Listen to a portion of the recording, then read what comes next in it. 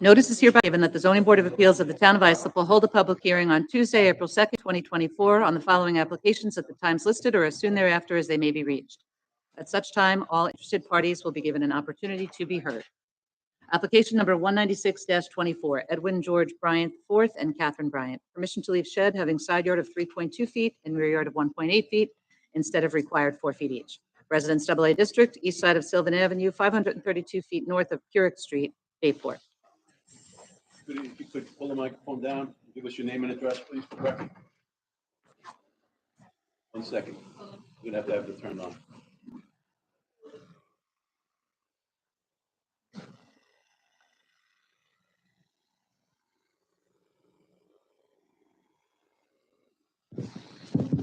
That's good. Thank you. No problem. Catherine Bryant, 759 Sylvan Avenue, Bayport. You're here just on the 2 sheds? It's one shed, yes. Sorry, 1 shed. All right. Any questions from the board? Any comments? No comments. Anyone else would like to be heard in this application? All right, I'll take a motion then. All in favor? Aye. Application's granted. Thank you. Application number 197-24, Clyde and Michelle Davis. Permission to leave driveway on side property line and patio having side yard of 1.6 feet instead of required 4 feet each, and 6-foot fence having 4.8 feet from the street edge of pavement instead of required 5. Residence B District, north side of 18th Avenue, 310 feet west of MK Street, through lot to New York Avenue, Bayshore. Clyde Davis, 13 18th Avenue, What city is that? Davis? Bayshore. This is on the driveway, the patio, and then the fence. Yes. Any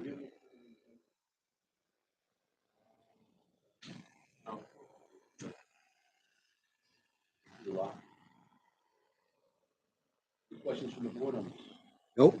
No. Anyone else like to be heard in this application? No. Second. Favor? Aye. Application's granted. Thank you. Application number 198-24, Amanda Cronin. Permission to leave above-ground pool having side yard of 10.2 feet and rear yard of 12 feet instead of required 14 feet each, and retaining wall on side property line not having a required setback of 4 feet. Residence A District, west side of San Juan Drive, 273.56 feet south of Davis Street, Hauppauge. Amanda Cronin, 96 San Juan Drive, Hauppauge. You were on just the pool. Yes, and the surrounding deck area. How high is your retaining wall? It's like, I think it was made when the house was made. It's like to keep, the house has a big slope in the back, so it's to keep it from coming in.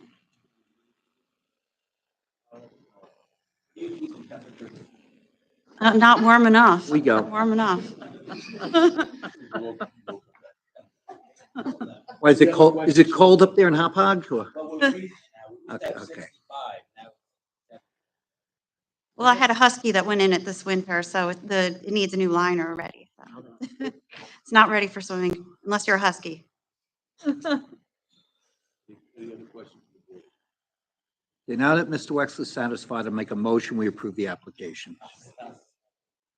Anyone else like to be heard in this? I thought you asked. I didn't. We got a first, we got a second, all in favor? Cleaning Application's Hauppauge. granted. Thank you, sir. Application number 199-24, Edison and Lena Vargas. Permission to leave two-story dwelling having side yard of 13.2 feet instead of required 14 feet, and total side yards of 27.7 feet instead of required 28 feet. Residence B District, north side of 20th Street, 305 feet west of MK Street, Bayshore. Good evening, Lena and Edison Vargas, 13 20th Avenue, Bayshore.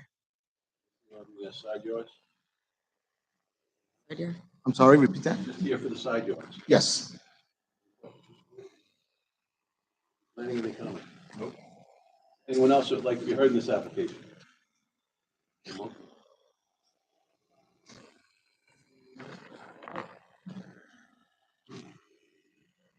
in favor? Aye. Application's granted. Application number 200-24, Luis Chavaria. Permission to use dwelling for two-family, family use only pursuant to Islip Town Code Section 68-419.1. Residence A District, west side of Islip Avenue, 191.76 feet north of Coconut Street, Brentwood. Good evening. My name is Salim Abraham. I reside at 254-10 Francis Lewis Boulevard, Roselle, New York, 11422. Good evening. I'm here to represent the owner regarding to legalize the existing mother and daughter. The reason is on the first floor, you're gonna have the owner living there and the mother. Yeah, I think he's over 90 years old and they want to take care of her. So she's gonna occupy the second floor. It's a two-level house. Yeah. Nope. Anyone else like to be heard in this application?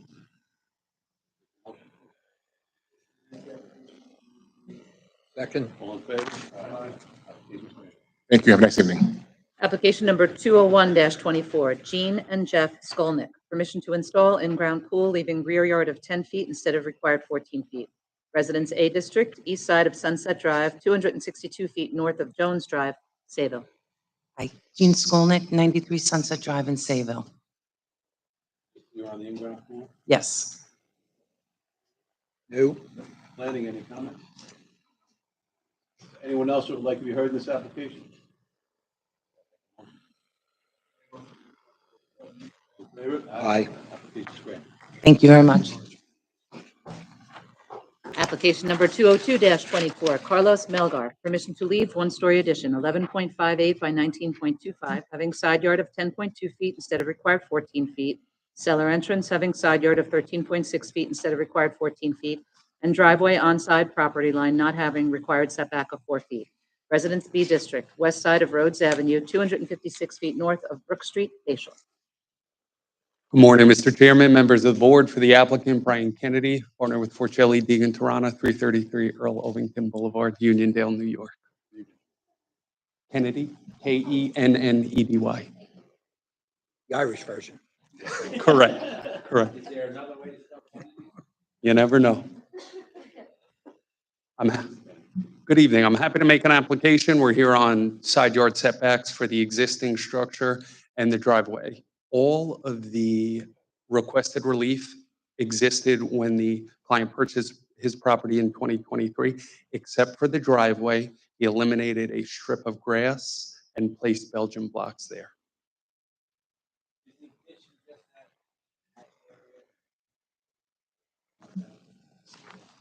In the front of the structure, that's correct. Any other questions from the board? No questions. Planning?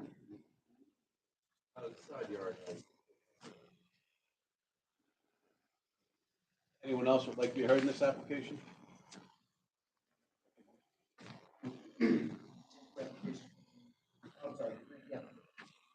All in favor? Aye. Application's granted. Thanks. Have a good evening, everyone. Application number 203-24, Andrew Luciano. Permission to leave shed having second front yard of 1.7 feet instead of required 27 feet. Pool patio having front yard of 24 feet instead of required 30 feet. Pool equipment not having a required setback of 4 feet behind the front line of the dwelling. And 6-foot fence and wall on second front property line instead of required 10 feet. Residence A District, southwest corner of Eaton Lane and Sequans Lane East, West Islip. Andrew Luciano, 136 Eaton Lane in West Islip. Good evening. Good evening.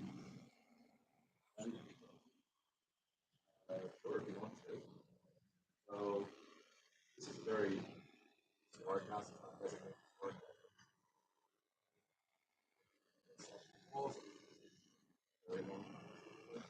There is one section of wall and fence. I was the town, but it is being addressed from my call. Yes, there was a hold harmless agreement. I guess I just signed the paperwork for it like yesterday.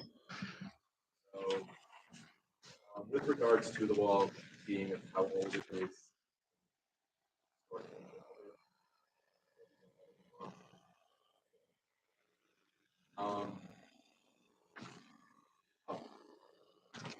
Shed, I don't really see any reason that there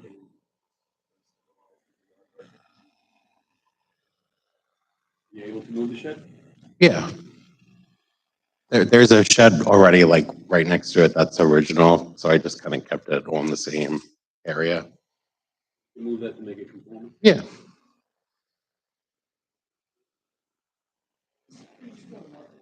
that why you're trying to sell it? Yes. Oh, is that why you're trying to legalize it? Yes. Yeah.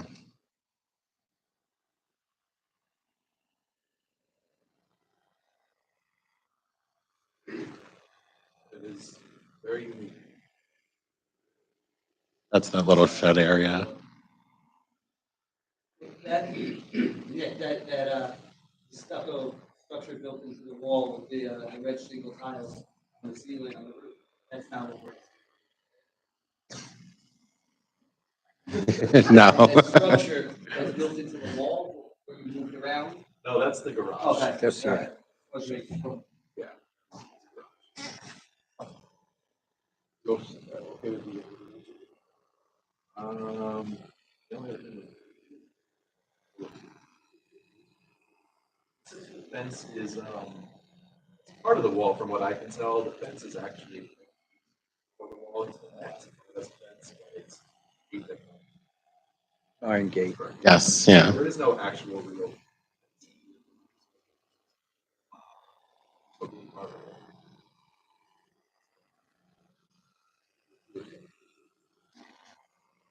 I think it's reasonable to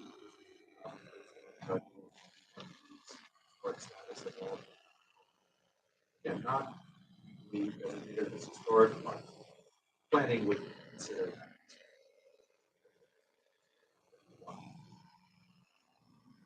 Any other questions from the board? No. Anyone else would like to be heard in this application?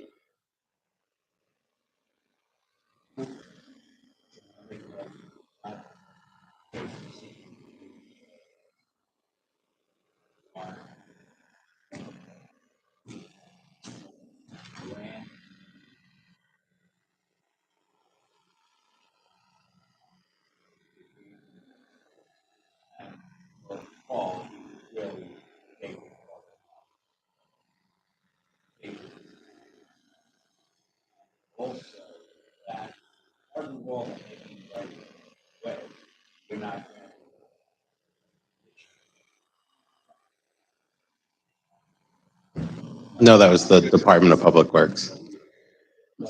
We just- We'll deny that. and I got it. DPW grant. Second. All in favor? Aye. Application is granted. Thank you. Application number 204-24, Michael and Geraldine Santos Spirito. Permission to leave two sheds having 10.5 feet and 11.1 feet behind the front line of the dwelling instead of required 20 feet each.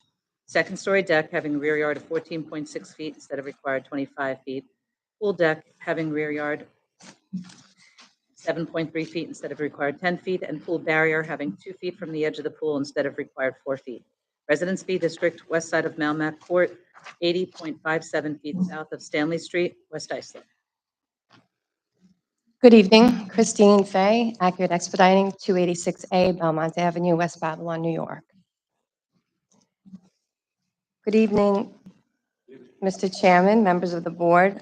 You already said the call of the hearing, so wanted to address the sheds are behind a 6-foot fence. The side yard setbacks are well within the required side and rear yard setbacks. The second-story deck, because of the uniqueness of the property, shows it closest at 14.6. The remainder, because of the angle, is further away from the property line. Same with the pool deck. We feel if granted, it would be keeping in the nature and character of the neighborhood. We feel the variances sought are not substantial and that it would not cause adverse effect to the surrounding neighbors. Although the hardship is self-created, we feel it's not a substantial request. I'd like the board to consider approving this application.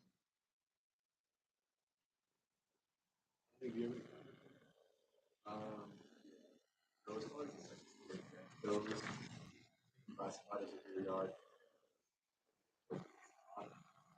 The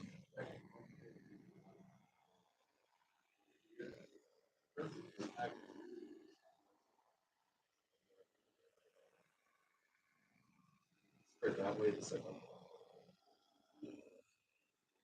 Those considerations.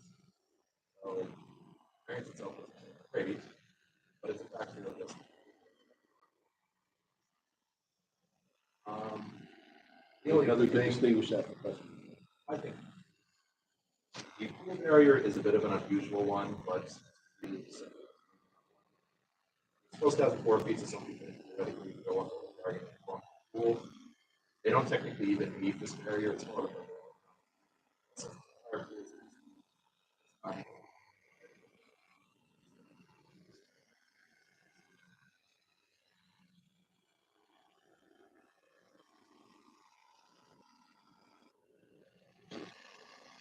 Nope.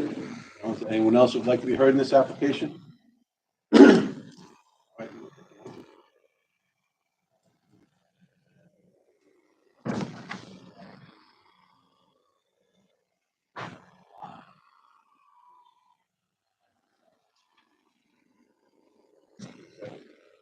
Second.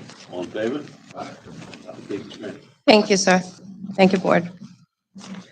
Application number 205-24, Marie Geyer. Permission to leave in-ground pool having rear yard of 7 feet instead of required 14 feet, and pool patio having rear yard of 2.8 feet instead of required 6 feet. Residence A District, south side of Maple Street, 132.96 feet east of Gillette Avenue, Blue Point. Afternoon, Brian Butler, 100 South Main Street, Suite 209B, Sable, New York, for Mrs. Guy. Here to make an application. We have a pool that was installed in 1985. My clients owned the house in 1973. It's not it's a semi in the ground pool. It's about 2 feet into the ground, about 2 feet above the ground. We're asking for the reliefs as stated in the application.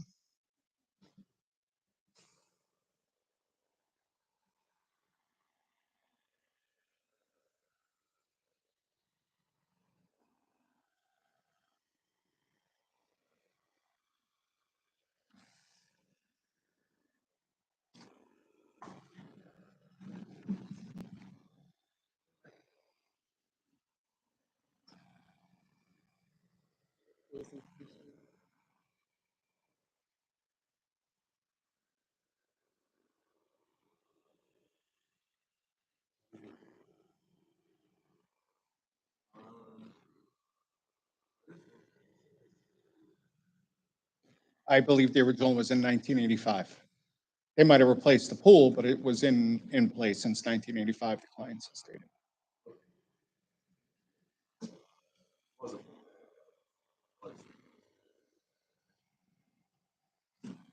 I'm only going off of the client said it's been there since 1985. Her husband had passed. It was an elderly woman. No.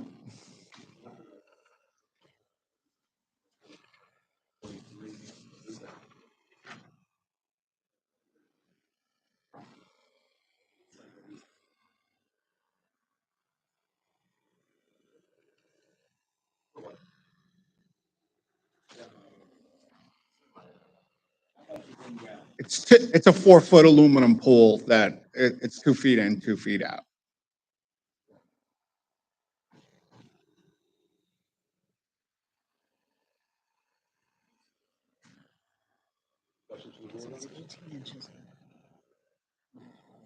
Anyone else would like to be heard in this application?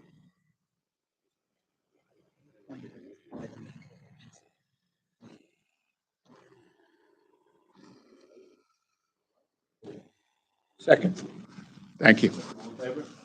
Application is granted. Thank you. Have a good night. Application number 206-24, Sean and Catherine Semarin. Permission to leave above-ground pool having front yard of 15 feet instead of required 27 feet, shed having 2 feet behind the front line of the dwelling instead of required 20 feet, and 6-foot fence on property line not having required setback of 10 feet. Residence A District, northwest corner of West Lakeland Street and Duke Street, Bay Shore. Sean Summerin, 23 West Lakeland Street, Bay Shore.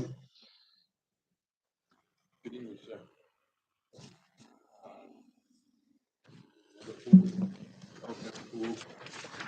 Commerce County. Shed? Any give me- I'm sorry, what? You have comments on any of these? Yeah, the fence on the property line.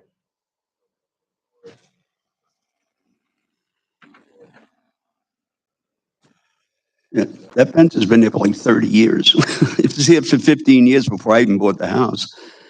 So I don't know why it came up all of a sudden, but yeah. I don't know. Somebody complained about the pool and I'm sorry? I got a summons for the pool and then the shed and the fence.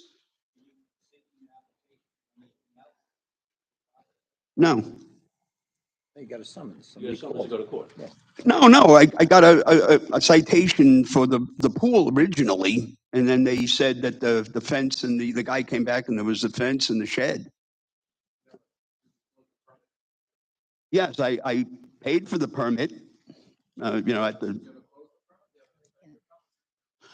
they haven't given me anything on that. I just paid for everything. I've paid like $1,500 already for all kinds of fees for the sheds for. Well, they didn't tell me anything about that. They just told me to pay the fee and then answer this. He filed for the pool. He filed a certificate of compliance application for the pool. Not necessarily. They may have decided that because it was a significant variance, they wanted the Board of Appeals to consider it first. But they will address fencing with you. Obviously, you need a barrier. Okay, I mean,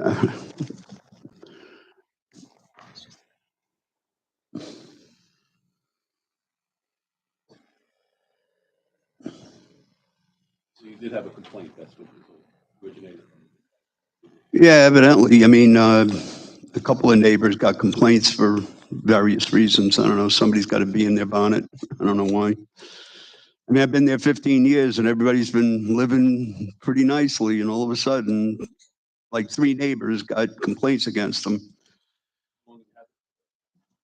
That pool's been there for 13 years. I only replaced it this year because the sidewall rusted out and I replaced it and then somebody complained about it. It's been there since 2011. No, it's been in the same spot. You can go back and look in all the years. It's been there since 2011. I'm sorry?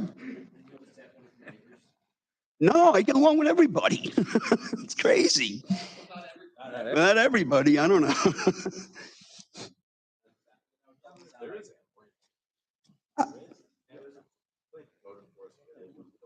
We don't read that in the record.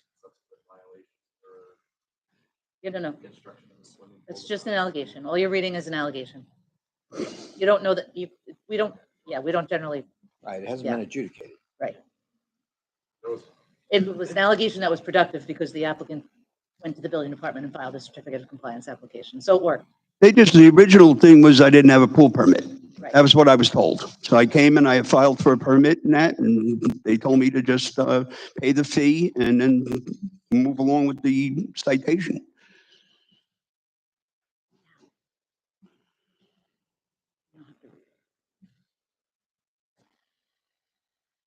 Is there anyone else here who'd like to be heard this afternoon?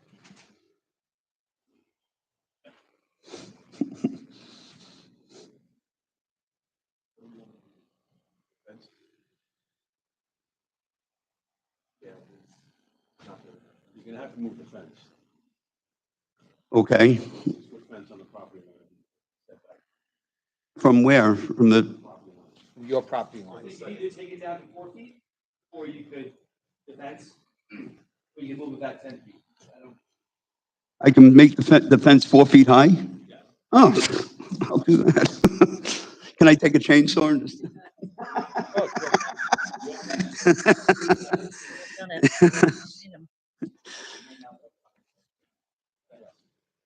I'll put a picket on the top. Deny that portion of the application. Okay, so the fence? Okay, so it'll conform at 4 feet? 4 feet. And you can leave it right where it is. Okay, okay. You can keep it at 6 feet instead of that. So you can take it 2 feet. 10 feet from where though? From the curb? From the property line. But I thought it is on the property line. You gotta move it back. From the property line? Oh, but then it's gonna be 2 feet or 3 feet from the pool.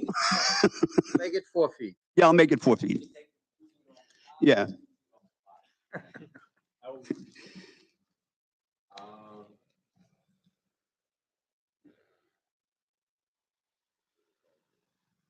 You move the shed? Well, I will if I have to. It's, you know, it's a 15 by 8 by 15 shed. It's one of those. I just put it up like 6 months ago, 7 months ago. Why don't you move the shed into compliance with the street pool? Move the shed and you get to keep the pool. Okay, For the life of that pool. all right. When the pool dies, you rebuild it. I'll probably be dead before the pool dies. All right. All right, so I'm moving the shed and I'm cutting the fence. All right, so here's what we're gonna do. We're gonna motion to grant, yeah, to keep the above ground pool out of your 115 to 127. And to deny the shed having 2 feet behind the front, 18 feet behind the front. Really? Deny the 6 feet that's on the property line, no. And, correct, and the approval for the pool is for the life of the pool. Meaning, once the pool goes, put it somewhere. Okay, well, I can't put it anywhere else. It's about the only place I can put it on that property. It wouldn't fit anywhere else. All right, thank you. Application number 207-24, Michael and Joanne Thomasone. Permission to leave portico having front yard of 32.5 feet instead of required 40 feet. Pool having side yards of 13.5 feet and 13.6 feet instead of required 14 feet each. Rear yard landscaping of 36.7% instead of required 40%. Shed having side yard of 1.5 feet instead of required 2 feet. Enclosed bar on side property line not having required setback of 2 feet. Driveway and pavement on side property lines not having required setback of 4 feet each, and front yard occupancy of 100% instead of permitted 40%. Residence A District, north side of Richard Avenue, 113.32 feet west of Cunagunda Place, Islip Terrace. Good evening, Chairman, members of the board. My name is Michael Tomasoni, 51 Richard Avenue, Islip Terrace, New York. I think I'm gonna ask you first. What do you have? Really the only issue is the front yard. The portico front yard is plenty of. Nothing else is all that problematic. The side yard is here, landscape. Shed. It's really the front yard. Yeah.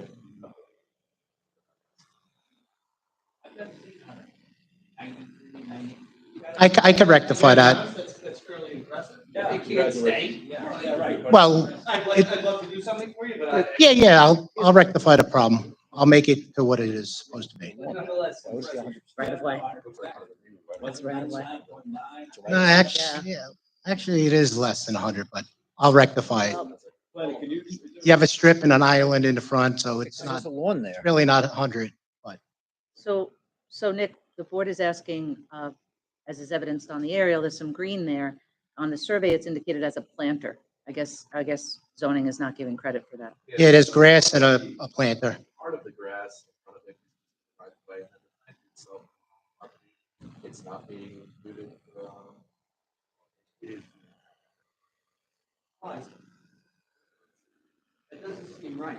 I guess. Then I got a 2-foot strip going all the way up on the I guess right-hand there's one that has side. a bottom, so water can get through it, but I'll rectify it. Whatever it is, I'll do. I don't know that you can get down below the 40 that's required just because your front yard's so shallow. Maybe the board will consider a little over 40. That would be appreciated, You're up to but 42. I'll do my best Yeah, I to thought so. do what I have to do. 43.5, I'm sorry, it was 43.5. I thought it was 45. 45? 45 also. Yeah, because we were talking about 44, 5, and we figured that was just. You know, I'm the liberal wing of the court when it comes to these things. All right, so This is a hot button debate right now. Well, it's 100%, so that's pretty good. You see this person walking?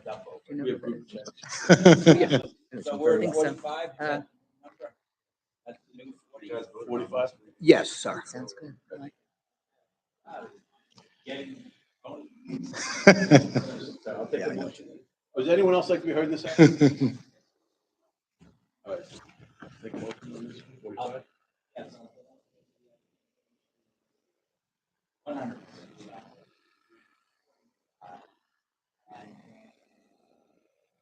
Second, all in favor? Aye. Application- Thank you, Chairman. Thank you, members of the board.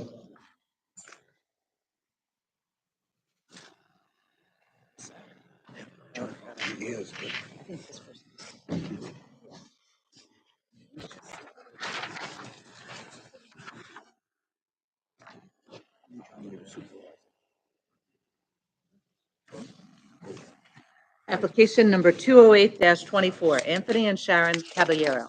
Permission to leave shed having 13 feet behind the front line of the dwelling instead of required 20 feet. 6-foot fences having 2.6 feet from street pavement edge and 4.3-foot fence having 2.25 feet from street pavement edge instead of required 8 feet each. 6-foot fence having front yard of 0.9 feet and 4.3-foot fence having front yard of 1.5 feet instead of required 15 feet each. To leave 4.3-foot fence within driveway site triangle exceeding permitted height of 3 feet. Residence B District, south side of Veronica Street, 100 feet west of Coates Avenue, Holbrook. How you doing? Tony Caballero here. I'll get some pictures here. Tony, can you give us your name and address? Sorry, Anthony Caballero. Anthony Caballero, 240 Veronica Street. How you guys doing? Let's see. It looks like a lot of numbers, but let's just take one bite at a time, and you can see it's really not a lot. What we're trying to do is get a certificate, CO for the pool and hot tub that we had put in. We're working on getting a variance for the shed and the fence that came up. In our backyard, we're creating a resort-like experience in our backyard. I've spent over $150,000 in the backyard, including the pool, hot tub, electrical, plumbing, landscaping, pavers. Yep, we did. We got the pool, pool guys did that, and the hot tub, and so that was on them. So yeah, that was too big of an undertaking, so we took care of that. Now, after all that done, the pool's in, everything, and we had the permits, all that stuff was all done. We were trying to get the final paperwork, and that's when this popped up. They said, well, we can't give you the CO until the shed and fence are in alignment, and which is kind of new. So starting with the shed, first of all, the shed's in an ideal location. If you look at it, it's an ideal location. It's away from the rest of the yard, which is really good for safety. You got a lot of kids running around the backyard, playing around, no balls, no anything getting run into it. Two, it keeps the whole yard and the continuity of the resort-like atmosphere in there. There's a lot of green space in the backyard, and from the street, it's barely noticeable. So I have some pictures there. It's hidden behind a large cherry blossom tree, which you can't see, when it grows in, is absolutely amazing. Unlike some of the other homes in the town, this one blends in nicely with the surrounding area. We referenced the pictures, the first two I got there from the street, from the front of the shed, the back of the shed, they were on the handouts, and a side-by-side photo of a very similar house scenario with just like ours, with the shed where they're actually closer than ours. So you can see how it works out pretty good.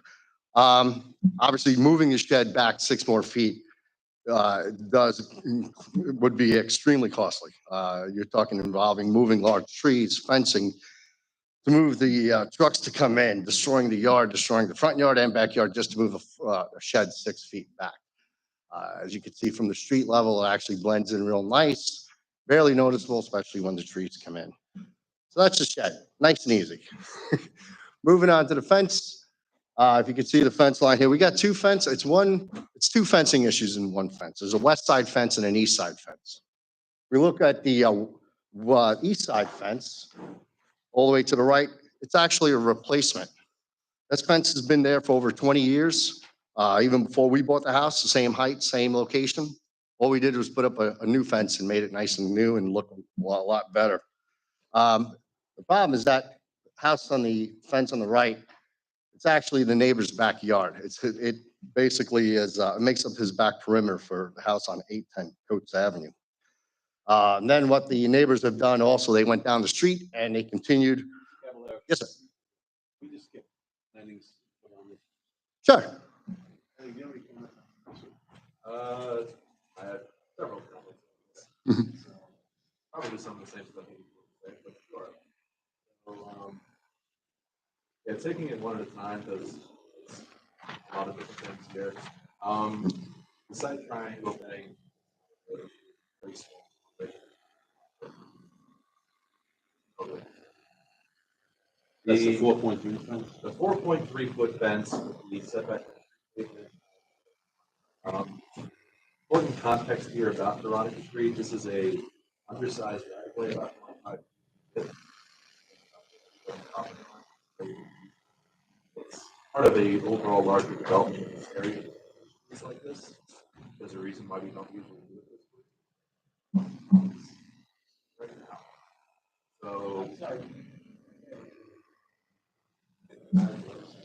So this right away right here, 25 feet. 50. Three rods, 13 feet each, 39 feet. Pavement goes right up to people's property lines. Right up to the side of the boat, on that side. As far as the 4.3-foot fence goes, they actually do have the cascading down. Otherwise,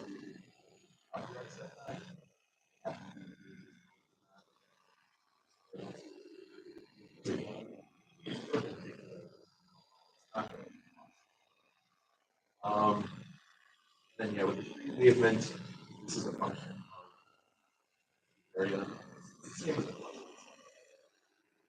The 6-foot fence is more problematic when it's a weird situation, like kind of a shared fence between him and his neighbor in their rear yard. Neighbor over here is a corner lot. They have theirs joining up with this down here, separating his rear yard from his side. So we're to just take out this section of fencing here, well then go into this guy's backyard. But as you said, it's perpendicular. It is perpendicular to the roadway. We made. I agree, it does. But what offends more? Particular. Just figured I needed to. Lent is explain open. why. I am. I think it's important to note that the neighbor has the fence along the street, and because it's a corner lot on the side of it, doesn't actually have a front yard setback. But with regards to front yard setback, he still has the circumstance. He's not before. He's not. So it's important context that that is the kind of situation. I don't think it's good. We're gonna let your neighbor know that he's gonna be punished. That's, I tell you what, the one on 810, they've been good. We've had so many issues. He's got his pool there. We just let dogs lie where they are. I mean, it's been, they've been fine. They've been great with it. We just said, just leave it there. It works great. Everybody's happy. Anyone else who would like to be heard in this application? Any other questions? I'll make a motion based upon the statements made by planning with regard to the unusual right-of-way that we approve this application. All in favor? Aye. Application is granted. Great. Thank you very much. Feel free to keep the photos if you need and appreciate it. Thanks. Have a great night, guys. Usual right of way. Good job. Okay.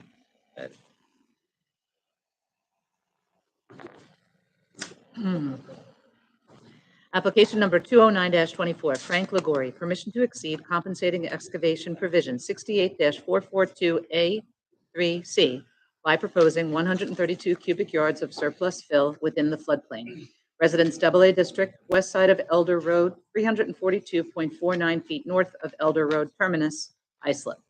Good evening. Frank Legori, 118 Elder Road, Islip, 11751. Leaving Mr. Glory. I think this is. Yeah, let me just get them up real quick.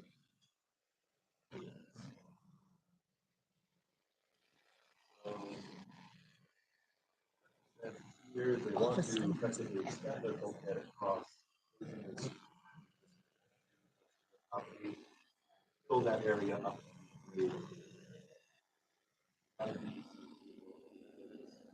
I'll proceed.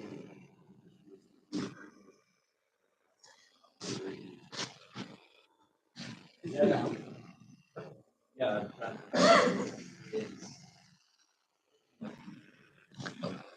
All the way up to the top. At the end of the canal. There's no where he is.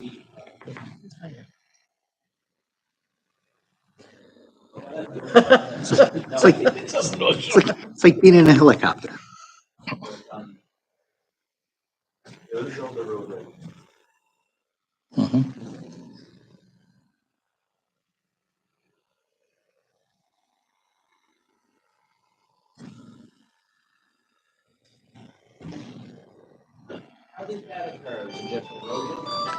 It was erosion. I was losing some soil, yes. Correct.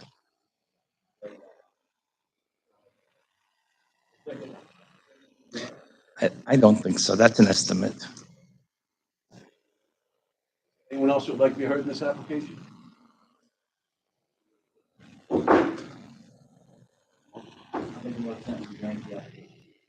Second. All in favor? Case is granted. Thank you very much.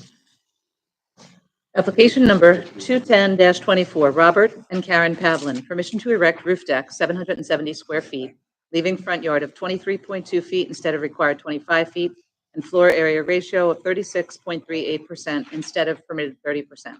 Residence BAA District, west side of Sloop Walk, 60 feet south of Central Roadway, Summer Club condo. Good evening. Glenn Graham with Graham Associates, Bright Waters, New York, for the applicant. This is a single-story home in Summer Club that only allows single-story homes, and we're looking to put in a partial roof deck. The minor setback relief we're asking for is on the front due to the architecture of the home. It has a mansard roof, and we're using part of that as the railing for the deck. Otherwise, we would step back the deck to conform. So minor relief of 23.2 instead of 25.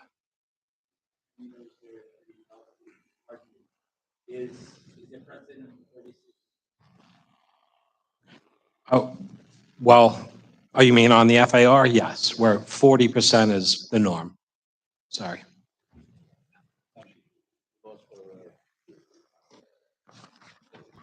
Lights are on.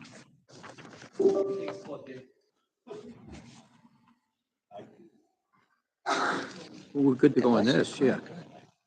Yeah. We have There is precedent for the deck as well. You've already said.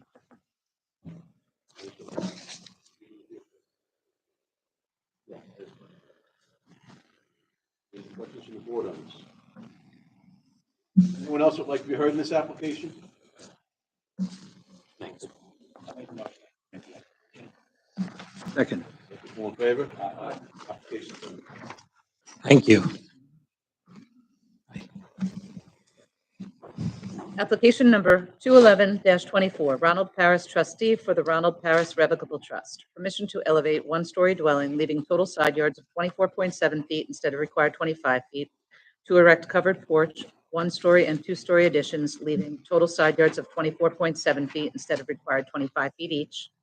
Covered porch, leaving front yard of 20 feet instead of required 25 feet. One-story addition, leaving rear yard of 17.6 feet instead of required 25 feet.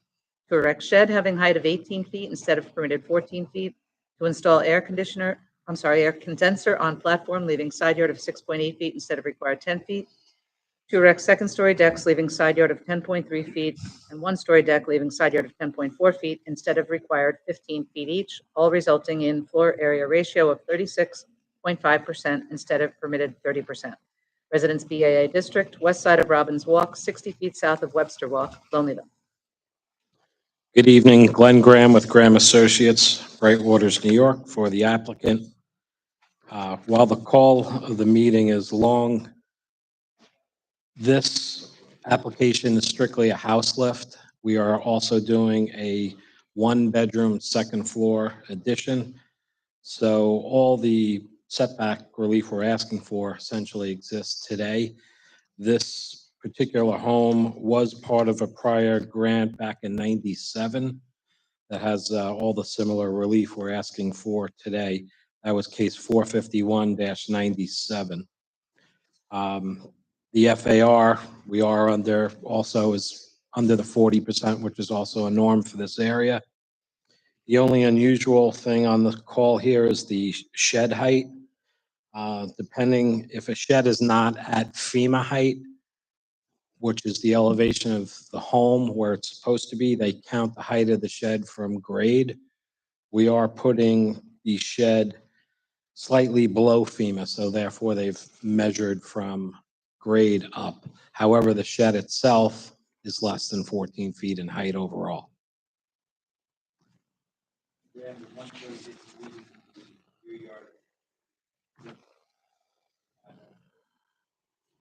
Yes, and that was also granted back in 1997.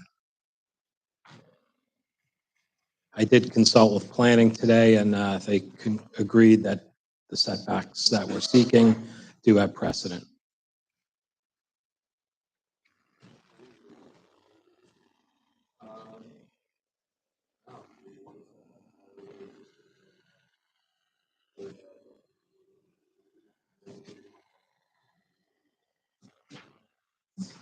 Thank you. Thank you.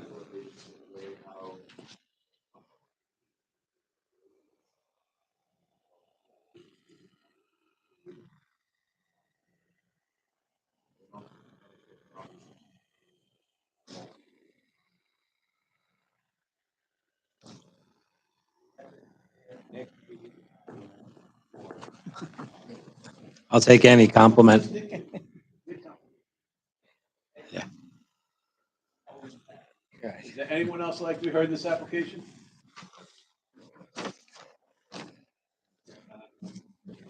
Second. All in favor? Thank you, everyone. Have a good night. Application number 631-23, Luis Banegas, permission to leave second-story deck having rear yard of 20.1 feet instead of required 25 feet, and to leave 4-foot chain link fence in sight distance triangle, Residence B District, northwest corner of Ayler Street and Islip Avenue, Brentwood. Hey, good evening, everyone. My name is Romeo Vanegas, and I'm here with my dad, representing him. Thank you. Romeo Vanegas. Your address? Yeah, 37 Ayler Street.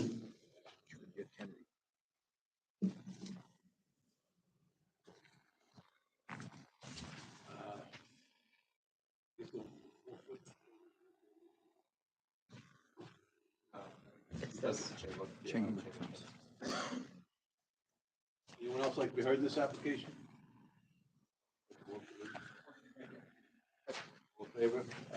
Application. All right, thank you. Have a good evening.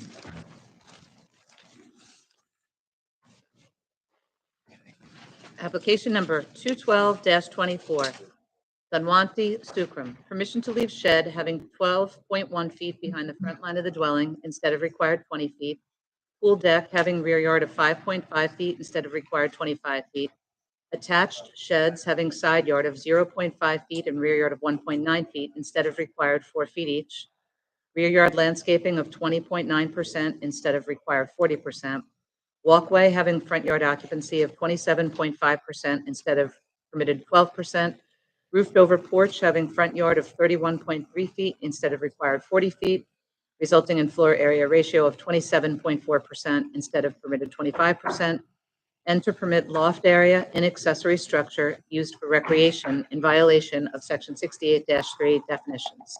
Residence A District, west side of Violet Street, 62.58 feet north of Bow Lane, Central Islip. Good evening, Dunwanti Stukram, 8 Violet Street, Central Islip.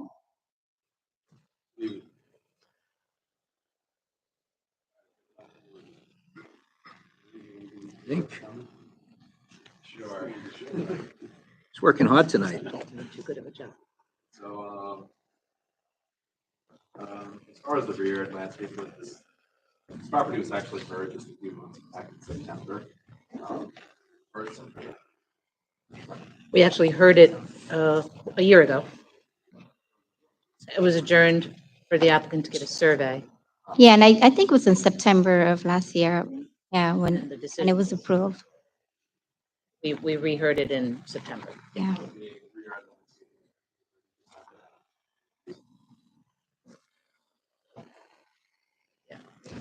Um, so the pool deck having a rear yard of 5.5 is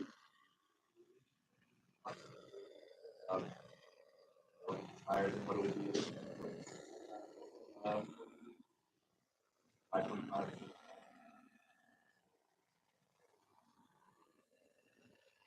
So obviously not great. It would be better if it's shorter somehow. But it's going to give up what we have.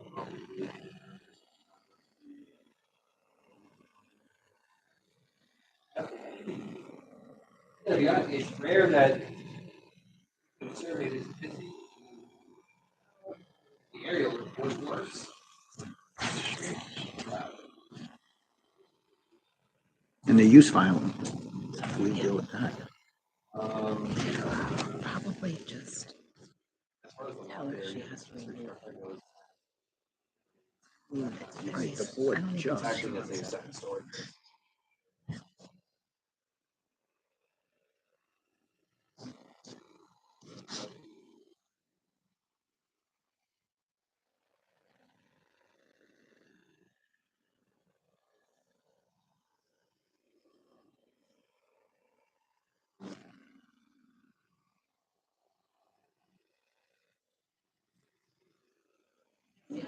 Yeah, it's in the, it's like an accessory building in the back of the building, so we use it for storage and like a rec area.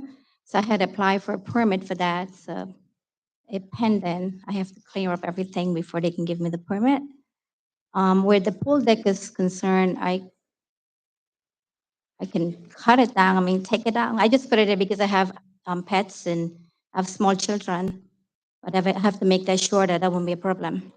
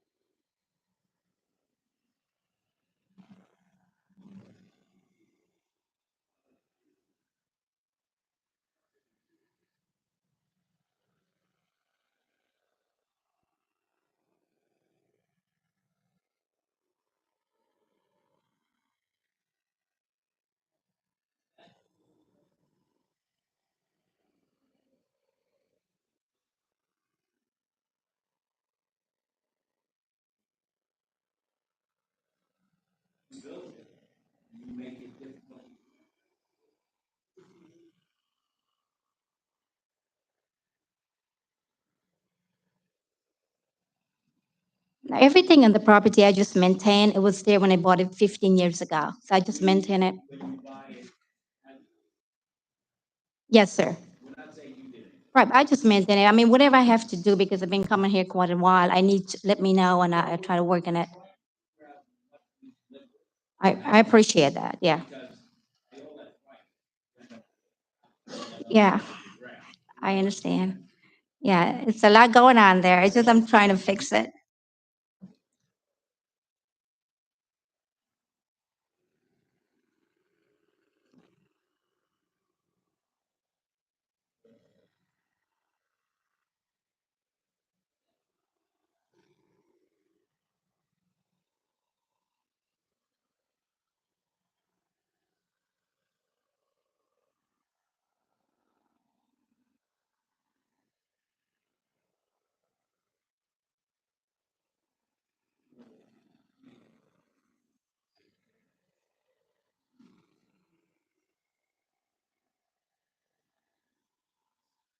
the applicant has stated that she really just wants to be able to move on. She's had 3 hearings on this, and every time she goes to the building department, more stuff is unearthed. Yeah. Yeah, well, the building department has twice asked for updated surveys and. No. It wasn't. But also, you can't have 9 million underwide. So as far as the pool deck is concerned, would you be willing to cut it back so that it maintains a rear yard of 10 feet? Yes, ma'am. It's just where the pool deck is to the, next to the accessory building, not the neighbor's end, but I'll take it right off if that's what I have to do. I mean, make it shorter. It's an above-ground pool. I'll just put it there for safety. The loft, pool deck, and rear yard occupancy. Rear yard landscaping of 20 instead of. This is separately the front yard occupancy, walkway, unclear.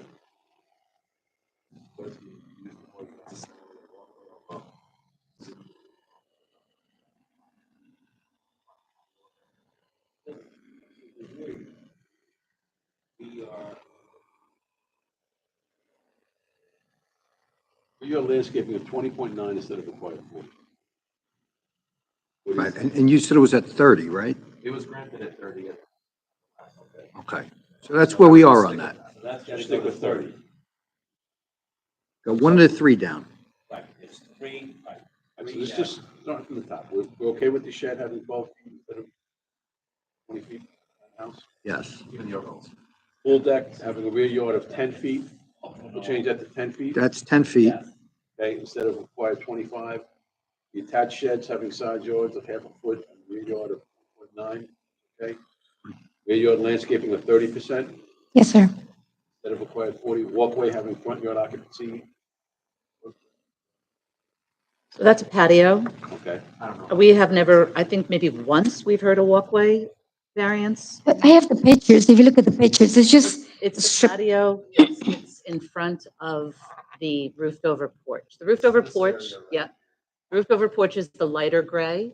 I don't think the board will be offended by that in the call of the meeting. It's what caused the small FAR. And then in front of it, closer to the front property line, is a patio area. The photos indicate that the patio area has some tables and some chairs on it, swing, you know. For whatever reason, zoning wants to call that a walkway because it provides access to the front door. But it's a patio. Right. Most patios provide access. So we're okay with the walkway having front yard. And we're okay with the roofed over porch in the front. I think so. And we're okay with the area of 27.4 instead of 25. Yeah. But we're not okay with the permitted loft area accessory structure. We're gonna ask you to remove that. Those 3 issues. because of the accessory structure is, I mean, it's a building in the back of my house. What do I take that down? Or, Loft. oh, the loft? Well, where's the loft? I'm not clear. So inside you have stairs and then you have a storage. Oh, yeah. I can, yeah, that's not a problem. Yeah, I'll take that down. Yeah. Remove the wall. Okay, the loft. Okay, yeah. I'm sorry.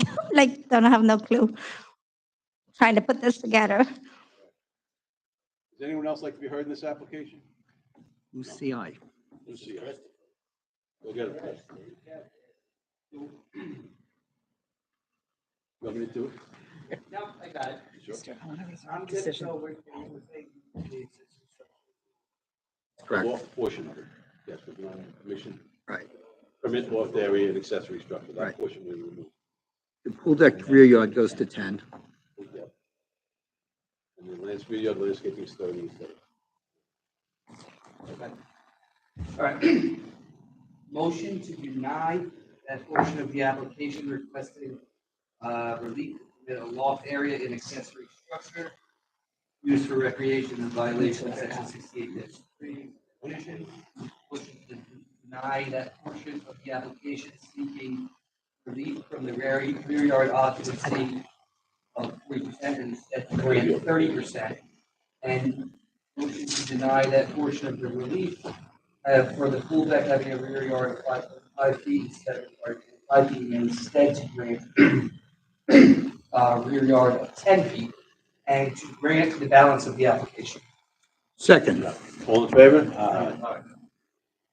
So, granted as amended. All right, thank you very much. Yes. Okay. Thank you, everyone. Thank you. Thank you. I'm waiting. Good job.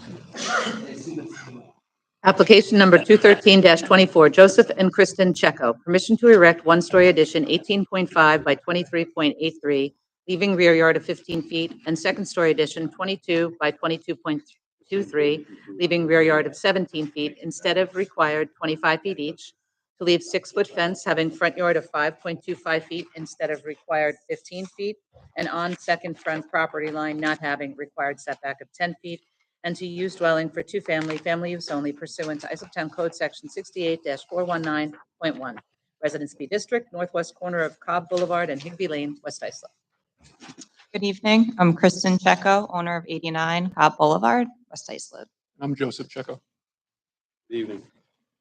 So who is the family member that's going to be, My mother and father, they are, Deborah and Michael. have the, I think we have a medical hardship, correct? Yes. There should be copies of everything. yep. Okay? Yep. Oh, Lenny, I'll tell you what, this is your night. What do you have? Comments on that? The additions are.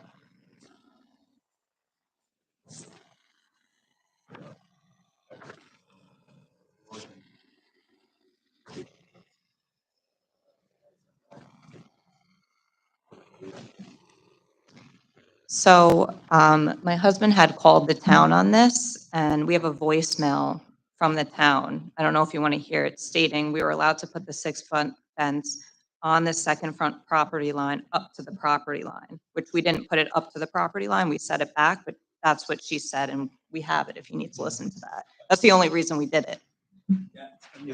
That is what you say is not accurate. So there's a little oddity here that for some reason the assessor's office's land details, which if everybody just wants to look on a computer and not read a survey, the assessor's office's land details indicate this property has around 9,000 square feet, which it's not. It's 12,000 and change. 693. Yeah. According to the So if, Stands in your aware of this? no, not yet. So if the property were 11,250 square foot or less, you would be permitted to maintain a 6-foot fence on the second front yard property line. So Yeah, she never notified us of that, and we had it put in because we have that voicemail confirming that.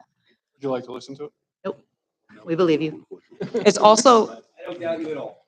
No, we believe you, but that's the wrong advice, and we yeah. can't grant an application to somebody other than the board. Only this board can grant. I understand you may have based it on what they said, but it would be improper for us to say, okay. He could bring it up. Because Hold up the taxable land area. Right. It's 9,000 square feet. saying everything's okay. Yeah. And we'd have to grant it. And let's say your next door neighbor wanted to build 6 inches on your property. Not a setback. Somebody said that in the town, we'd say, oh, well, they said it, we'd have to grant it. You'd say, what? Unfortunately, we have to follow It's the not law. approved, probably not. Understood. If we move it back to the requirement, the fence is going to be almost sitting on our bedroom window. That's also another, So does your map help? Is it up on your map? So it's a small stretch of fencing on the Higbee Lane frontage from the rear of the, from the middle of the house north to the rear of their neighbor to the north. Lower it to foot. we could, The reason why we did it was privacy of bedroom windows right Yeah. up against And- Higbee. we'd have to get a whole new 4-foot fence put up. No. What month did you install it? 2 months ago, maybe? Which fence is it? second front yard fence.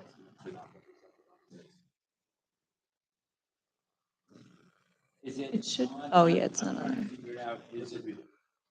Is it on the east side? Along Higbee Lane? All fences are in question, so the primary front yard line. There is another fence along. How long And that is, one is, What's the length of the section?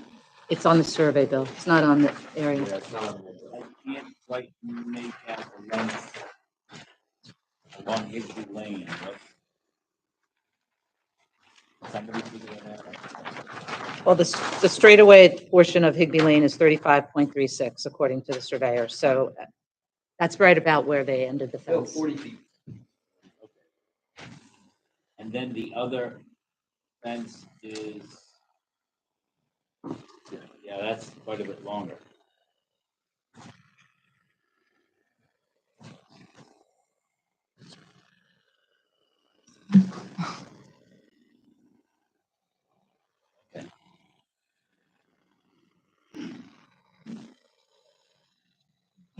not even concerned with both fences. Yeah, the fence is a concern. You have no precedent for either one. And unfortunately, if we grant, I know you want us to grant your application, we're going to have to grant it to everybody who comes in. And what happens is it ends up looking like seven things go to Ossining, New York, and they have the wall, and it looks like on both sides you're driving down. It's really unsightly. That's the reason. Totally understand. And again, the only reason we did it was because we were told The one fence you had already, 6 feet on Cobb. Yes, we had that up, probably 2021. things were 4 foot high, that'd be okay. So, yes. You can, what you can do is you can lower it to 4 feet and plant arborvitae, all that you want, if you have privacy. I understand that. The problem is we just spent thousands on this fence because we had that verbal communication and we have, you know, the proof of it. We didn't just make this up to put it there, you know? They'd use that as precedent. You don't want to make bad law. Which fence are we speaking of now? Both. The one up against, the one on Cobb is set 15 feet back from our property line. Only 5 feet off of your property line. No. The right away there? All, it's equal to all of our neighbors' fencing.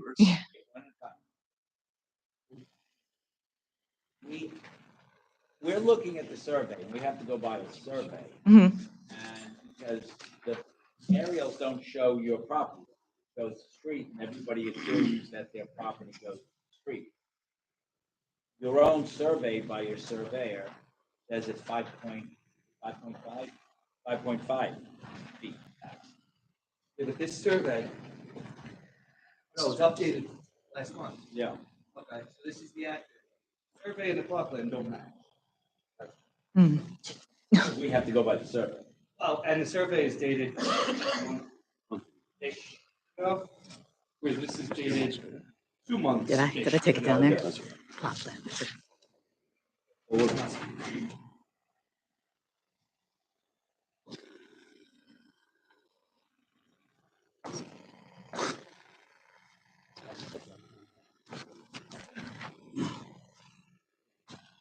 What do you think about keeping the fence where it is on Higby?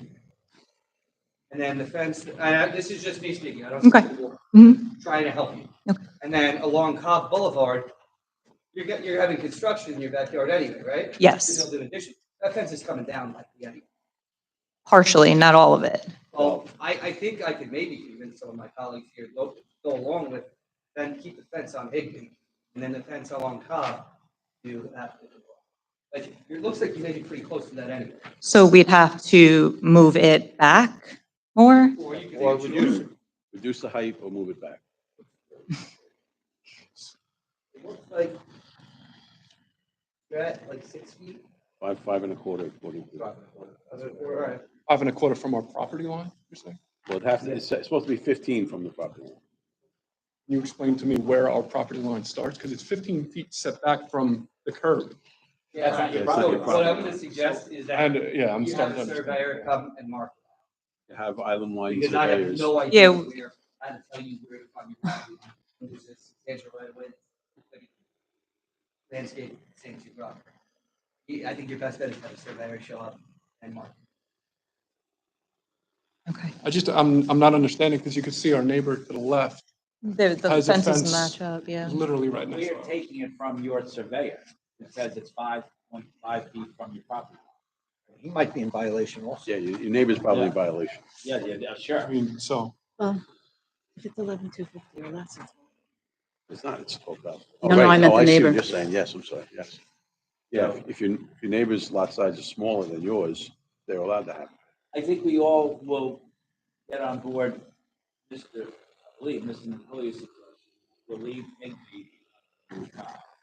It's not gonna be as much of a hardship as you think, because parts of that. We have to remove the whole fence on Cobb. Gotta make it compliant. Or not, shift it back. Okay, not remove it, shift it back. I mean, it's not like you're taking the fence and throwing it in the garbage. No, yeah, because that's, You're denying the relief. We're not telling you to throw the fence away. Right, the fence is salvageable, it just is in the wrong spot. And I think that if you're gonna be doing work back there anyway, it's easier pill to swallow, that way. You get the fence on Hickney, I think. Road, your front yard, you see bedrooms right up against. yes. I think that, vote on it. We're on board. Lenny? Yeah. Does anyone else would like to be heard in this application? I know it's not ideal. I appreciate your help. All right, is that acceptable then? We didn't even know that was a problem. Yeah, we didn't think that was even going to be a problem, to be honest. I'm sorry that it is. Doesn't have to be accepted. I know. All right. Make a motion, please. I'll make a motion, Mr. Chairman, that we deny someone seeking to leave a fence property line along Cobb and grant Second. All in favor? Aye. Thank you.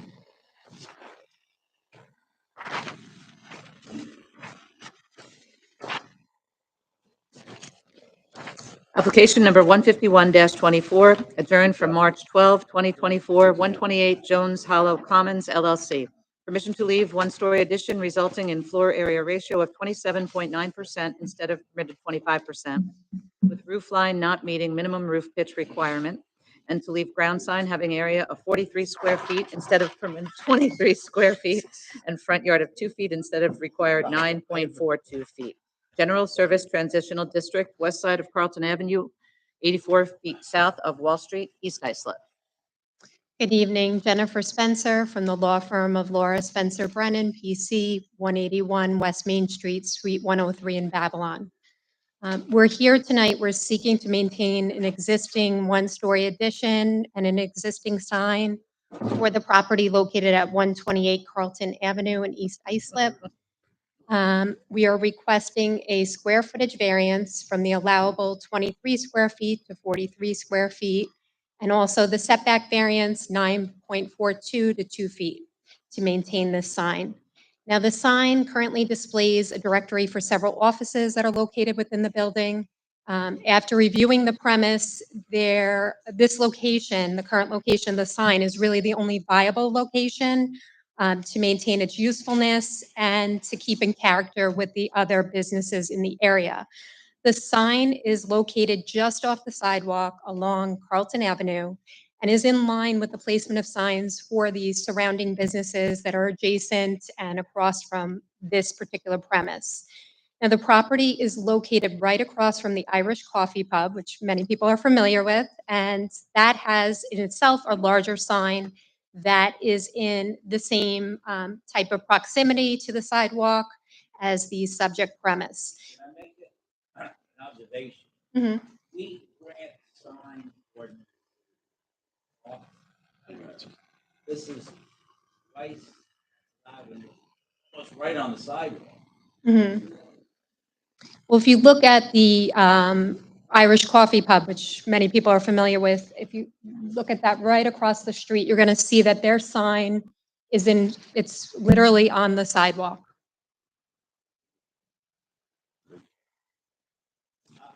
So the height the setback requirement for signs is based on its height. So it's equivalent to the fall line that we hear sometimes.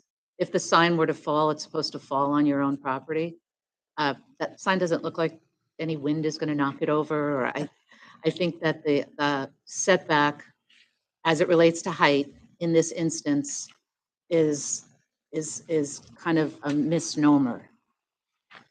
The other issue is if we were, Because this is not a pole sign that could possibly fall and fall into the, can you imagine I that? was wondering the aesthetics of it, though.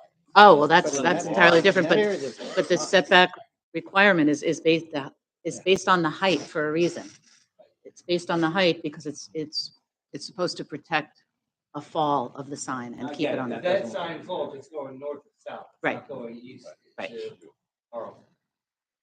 Do we know about the Irish Coffee Club sign? They don't get any greater rights. 'Cause it's Well, a much but larger piece not of necessarily, property. but sign variances at that time were probably wrapped up into the approvals. 2006 on, the variances could not be tied in with the town board resolution granting the special permit.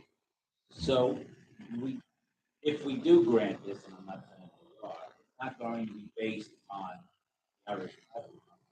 That may be there legitimately based on other circumstances. oh, I just pointed that out to show that it's in character with the community and the area businesses, that pretty much along this stretch of Carlton Avenue, signs are located in very close proximity to the sidewalk. That's to serve their purpose, to prove the necessity of it, and to make them useful. And actually, if you look at the subject premise in that photograph, you're going to see the building, the structure really prevents the applicant and this premise from moving the sign back because,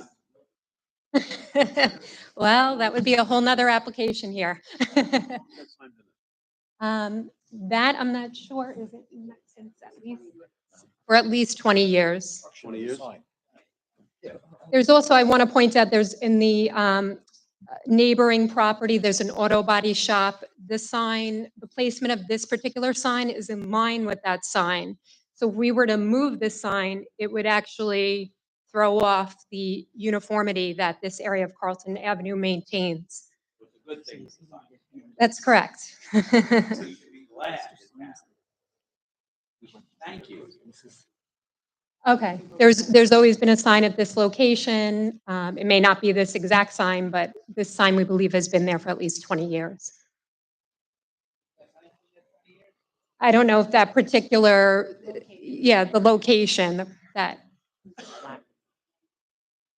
But that auto body shop next door, it's almost in exact alignment with the placement of this sign.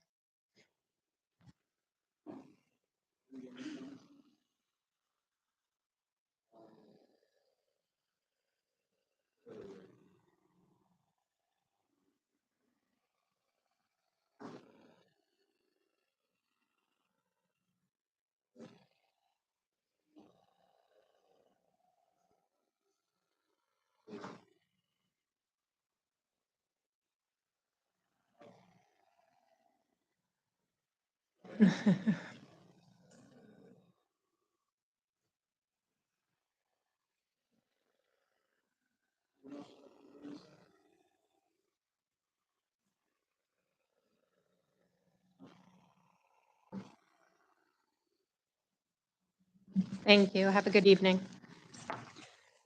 Application number 214-24, Francis Jimenez, permission to erect front portico and enclosed front porch, leaving side yard of 12 feet instead of required 14 feet, and total side yards of 24.4 feet instead of required 28 feet. Residence A District, east side of Calvert Avenue, 650 feet north of Johnson Avenue, Ronkonkoma. Hi, good evening. Christina Bravin, Morano Expediting, 2938 Hempstead Turnpike, Levittown, New York. Agent for the applicant. Okay, we're proposing to enclose the front roof over, essentially square off the front northwest corner of the house, and construct a new front roof over, which hold a side yard setback of 12 feet instead of the required 14 feet, with an aggregate side yard of 24.4 instead of the required 28. So these setbacks have already been established by the existing home, so there's nothing new, no new encroachment into the area at all. the side yards in conformity with the rest of the building? Correct.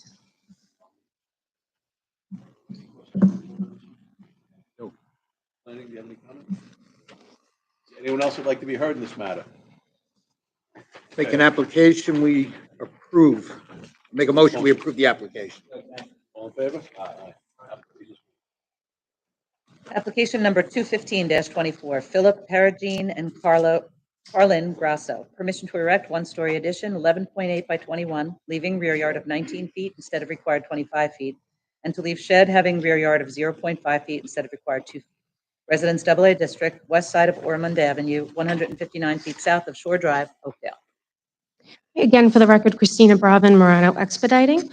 This application is to construct a sunroom, 21 feet 2 inches by 11 feet 10 inches, holding a rear yard setback of 19 feet instead of the required 25, and to maintain a shed 5.3 by 5.9 with a rear yard of 0.5 feet instead of the required 2.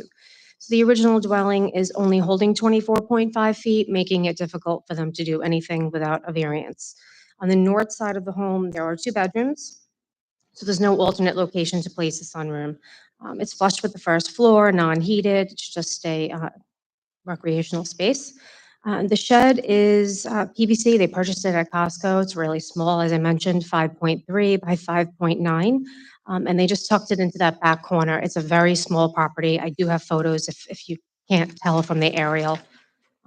They just tucked it on up against the frame shed, just to get a little additional storage. So if you want the photos, I can send them up. Planning, do you have any comments? Yeah, so there was, one board grant, they had requested at 19.5, they were supposed to go up. There's only one other grant in the area that's. A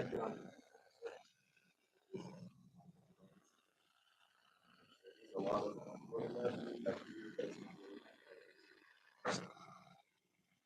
So not precedent for 19.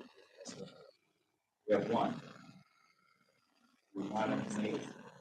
How do we have the numbers? It is a shallow rear yard. A lot of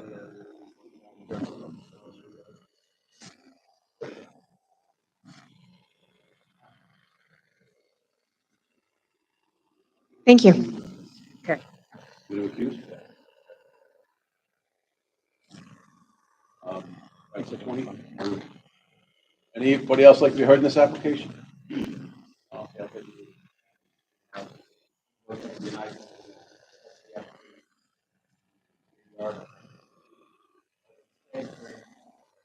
Okay, Second, all in favor? Aye. Very fine. Or nothing. Fine, cheers. Thank you. Great job. Right. They've actually requested 7 PM appointments. Application number 216-24, Brett and Lisa Mallon. Permission to leave 2 retaining walls. Wall 1, 4.5 feet in height, leaving side yard of 1.2 feet instead of required 4.5 feet, and wall 2, 1.8 feet in height, leaving side yard of 1.3 feet, and patio having side yard of 2.2 feet instead of required 4 feet each. Residence A District, east side of Willits Lane, 618.48 feet south of Montauk Highway, West Islip. Good evening, Chairman and members of the board. My name is Eric Snipus. I am an attorney at the law firm of Greenberg Traurig, 900 Stewart Avenue, Suite 505, Garden City, New York, here on behalf of the applicant, Brett Mallon, owner of 255 Willis Lane. SNI PAS. Our application tonight seeks variances to legalize 2 retaining walls and a concrete patio that have been in existence for over 12 years. Present with me tonight, we do have Brett Mallon, as well as Michael Dunn, the architect of record. Before I go into my presentation, I'd like to hand up 2 emails of support for tonight's application, if I may. Thank you. Rusty. Those emails of support are from Nicholas Rendino, 251 Willits Lane, which is abutting the premises to the south. Anthony Silvera is the other one, 252 Willits, across the street from the premises. Now, the house and the associated site work, including the improvements that are subject to tonight's application, were built in 2012.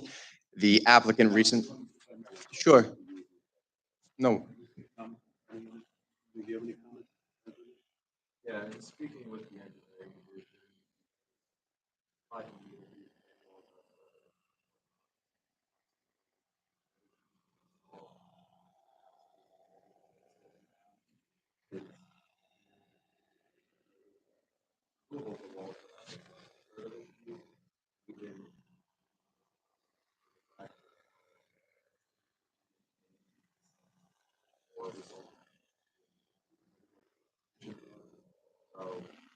walls inside are serving the public.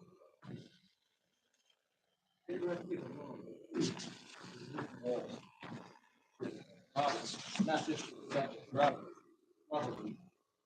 The erosion and drainage might go through that. But that's just benefit to him. That-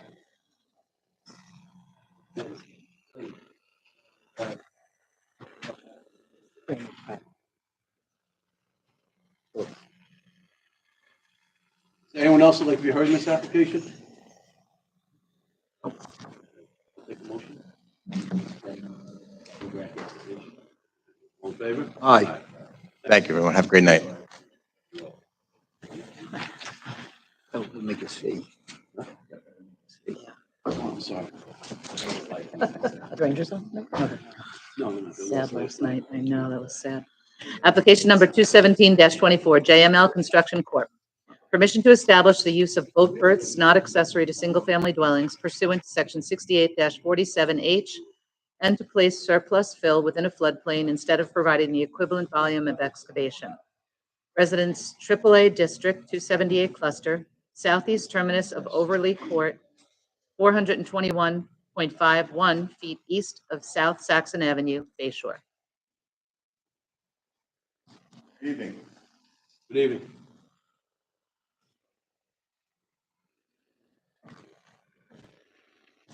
The applicant.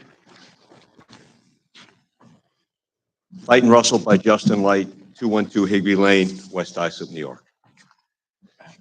May it please the chair people and members of the board, members of the public, I represent JML Construction Corp. As per the call of the meeting, my client is seeking permission to repair and improve the bulkhead along the property and also to dredge and expand an existing marina and to construct a second modest marina or boat berth. This is not necessarily in connection with the improvement of a single dwelling, but is necessary for the overall mitigation of the systematic erosion in this area, which involving the replacement and preservation of the seawall, bulkhead, and the surrounding upland.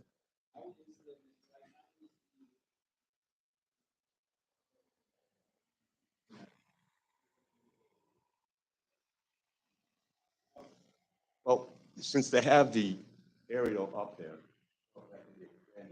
I have some photographs.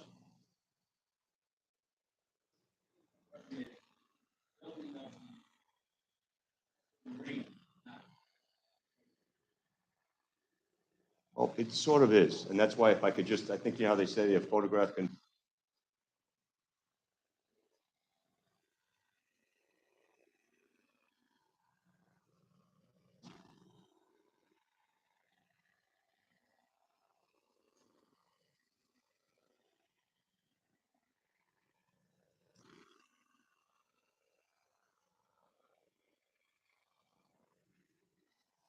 So to answer your question, Mr. Wexler, to the farthest right of this photograph, if it's facing south, as I thought I presented to you, you could see there's erosion there right now. That's where the second marina would go. That's on lot 5. And it's not even a marina because I think that's a misnomer, although that's what we did classify it as.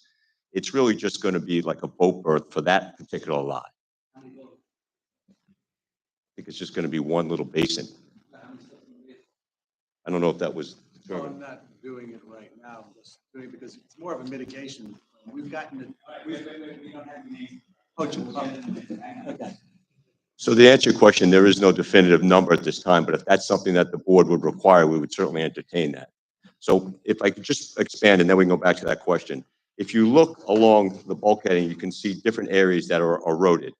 Those will be filled in, and there's like a 3-to-1 ratio. We're gonna open up the waterway to the marina to the far north. So that's gonna be squared off because you can see right there, there's like a sandbar. And the access point to this, if you can see it on the aerial, it's difficult for navigable boats, particularly with the winds and the tide water, and boats are a little bit bigger these days. So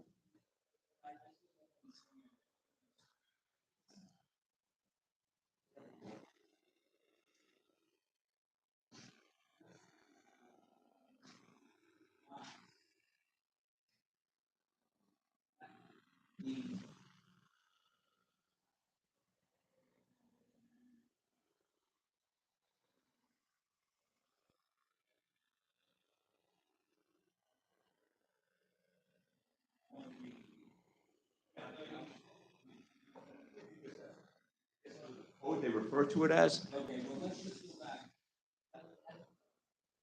Okay.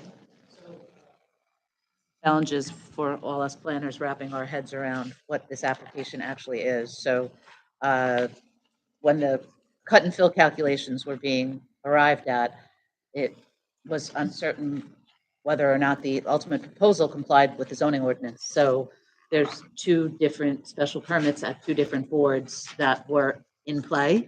And the one was at planning board, which was a private club or mooring wharf. So I think that's maybe the marina, maybe more like the marina terminology. Understood. And then the special exception that's available for zoning board to consider is boat berths when not accessory to a principal structure, maximum of 3, if I understand it correctly. So to understand, Bill, where it's going, it's probably best to look at the approved subdivision map, which I think was approved in 1982. So the 3 vacant parcels there, Bill, that are on the Orwalk are lots 4, which is highlighted in blue because Nick could only pick 1, 5 to its south, and 6. The new basin, I guess, is going in the middle lot, lot 5, if I understand it correctly. And Is that correct, Mr.? no, I thought the basin is going to the most, lowest, the bottom of the picture. That was. It might be. It's been a lot to try to, no, those are just breaches. No, it's going into lot. It's going The middle lot. The middle lot. So Just to make sure that. it's this one. Those are not, those are just failures of bulkhead. They're asking, how dare you? Ring the bell. So what does the code, so they found the subdivision map, they're going to build a home to that. The subdivision map is 40 years old. The homes have not been built to date. Almost 50. So, okay. So Yeah, but it's, do we not have the plan? You don't.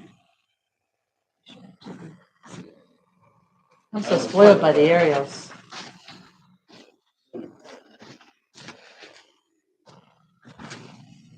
what do they need, Mary? Maybe you can help me. Yeah. What do they need us reasonably to build the marina? What is the, that's what I was looking at. It looks a lot larger than 3 slips. But what are they permitted under the code? Nothing as of right. This is your special exception when not accessory to a principal use, which in this case would be the single-family dwelling, which the applicant says will be built someday. But it's not there yet. Correct. So the uses marina, whatever, is allowed by special exception if there's a structure. Perhaps. Well, the boat berth is permitted as of right if the house is there. Right, but there's no house, so. So he has to build a house Yeah, isn't this to do it, to premature get a then? permit. The provision, is the provision cited in the, I think the provision specifically allows the zoning board. Boat berth is allowed as a right. Yeah. Because they're So gonna, a maximum of 3 depending on waterfront. Right. There's a special exception. can sell it with a to grant. Boat berth, not accessory. right, they can sell it with the grant. But I got you. I know, I understand that. So I think one of the things we need to know is what's the size of the, if we were to grant it, what's the size of the boat? Boat and marina. What's the size? Three boats? And are they slipped higher? And why are they needing? They couldn't be for higher. If I may, can I Is have, this going to be? Yeah, hold on, let's look at the applicant. how you doing? This is Mr. Loeffler. He's the principal of the JML. Item, John Loeffler, President of JML Construction. Your address? 6 Cayuga Road, Fort Lauderdale, Florida. Tell your last name. Loeffler. What it really, it's a mitigation plan. We've already gotten a permit from the New York DEC. We've already, and the Army Corps of Engineer permit is on its way right now. What is the mitigation? And what, the reason why we have to build it that large is because these areas of erosion, you have to give 3 times the bay bottom of areas that you have to fill in of the tidal areas. So that is the calculations. I mean, Mike had done the calculations. You have to have, I have to give them 3 areas of upland and dig it out, and then use that dirt to fill in the eroded areas, and then the additional fill that we have escalated, we were gonna put on the land. That reference building a basin. That's how I can mitigate. Years ago, the New York DEC allowed you to do what they call banking, okay? You were allowed to, you know, my dad, who originally had the property, had gotten this permit. They didn't tell him that you could have banked the property. You could have given money to the DEC to fill in these areas of erosion. When he built that bulkhead, he had to keep those areas because the New York DEC wouldn't let you bank it. But nobody told us that you could mitigate it at the time.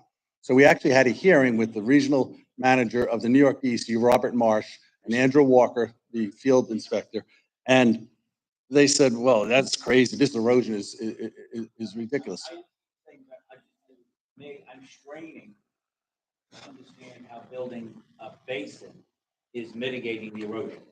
No, it's, okay, with the air, My take is you want the basin because it's more better for that piece of property to have a basin than not to have a basin. And therefore, we say mitigation, and all of a sudden it's. no, Is there any engineering reports that you have that engineer studies this area of engineering will tell us, oh, yes, this is really, I've never seen building a basin. do you have a copy of the New York DEC permit? Yeah, 10 of them just got handed up. We've got plenty. All right, well, I see it. And also, we don't even know the size. Oh, it's on the plans. We have a plan. No, I'm not putting in this, I mean, I could put this, I mean, what if the guy's got a 60-foot sport fisherman? I mean, when he's gonna have one slip then? I mean, it's, you know, I mean, is he gonna have 10, 10, 15? I mean, you can limit, I mean, Not for mitigation. Right, but there's two. No, but you're asking me how many people are, And Phil also, there's 2 points to this. Yeah. There's a basin and then there's a mitigation plan. right. They're not mutually exclusive, is No, what I I'm saying. understand that. I just don't understand. No, I mean, if I can make the boat basin smaller, I would, but the New York DEC says, no, I need to give them this amount of square footage, okay, in order to fill in these other areas of erosion, okay? Right now, these areas of erosion, the bulkhead is open every several sheet pilings to allow the water to come in. That's what the DEC required when the original permit was granted like 14 years ago. But the New York, when I had the hearing with Robert Marsh at the New York DEC, he says, why did you guys do that then? You should have just mitigated. I said, well, my dad hired experts and the experts didn't say, well, we could mitigate back then. But if you didn't build the boat basin, you wouldn't have any of these issues. Yeah, but we weren't given that option at the time. We're talking about the new basin, not The new the basin. not the Right. existing one. Oh, no, No. Bottom exchange. That- What the applicant is trying to explain is that the DEC purportedly is requiring a bay bottom exchange. Correct, right. The DEC's. Ratio 3 to 1. Yeah, mitigative purposes for removing what's called natural shoreline. And Yeah, that's what I can. Well, what would it be in the form of? Could just be given back.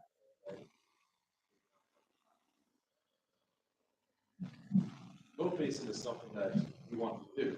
Right, I mean, it's, Maybe doubling in terms of. right. I mean, these are bayfront, waterfront. DEC is not requiring boat basin.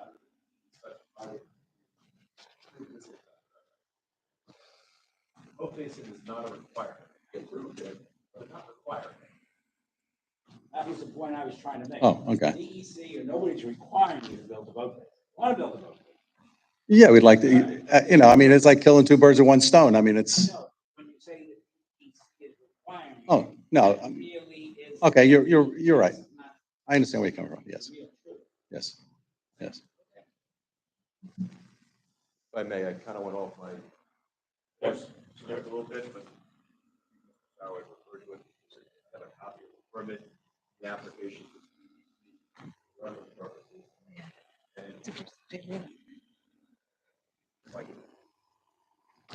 piggyback that with the approval from the Army Corps of Engineers. The Army Corps of Engineers had, I believe, a 120-day period in which to comment, and there's been no comments, although the Army Corps of Engineers did have a few conditions that have been accepted and approved by my client. Now, I don't want to further disappoint Mr. Wexler, but I did try to find out if there was any precedent on this application or this type of thing. Thank you. So there really isn't much, and by the uniqueness of this, historically, I know my client talked about it, but I just want to give some more factual detail. This property was part of the Havermeyer estate back when it was purchased back in 1972. And even though on the tax bill in the original property owner was Val Robb, that entity was merged into the current entity, which is JML Construction, which was done through the Secretary of State's office.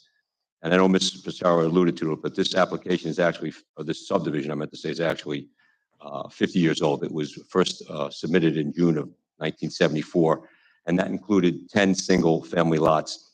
And we're really only talking about 4 lots this evening. The basin itself is lot number 11 on that subdivision map, and that was covenant that it is a non-buildable lot. And then the lots next to it are lot 4, 5, and 6. So in terms of the basin, that would be dedicated. It's never going to be used for public purposes or a marina or any type of commercial use. It's either going to be allocated to lot number 4 or 6. And that other basin or berth that we're referring to would be dedicated to lot 5. I also wanted to mention that the covenants and restrictions were recently updated and refiled, and I have a copy of those as well.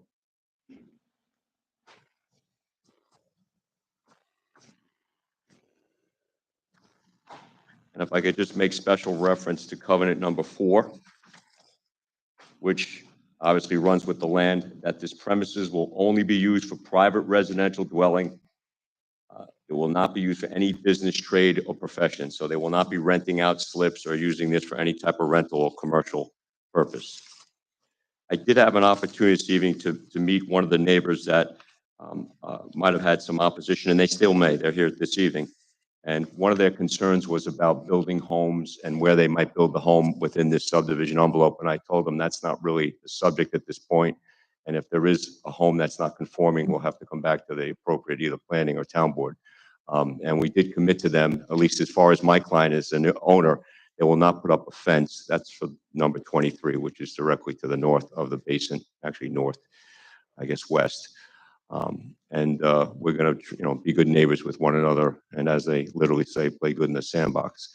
But the property the bulkheading does need to be repaired.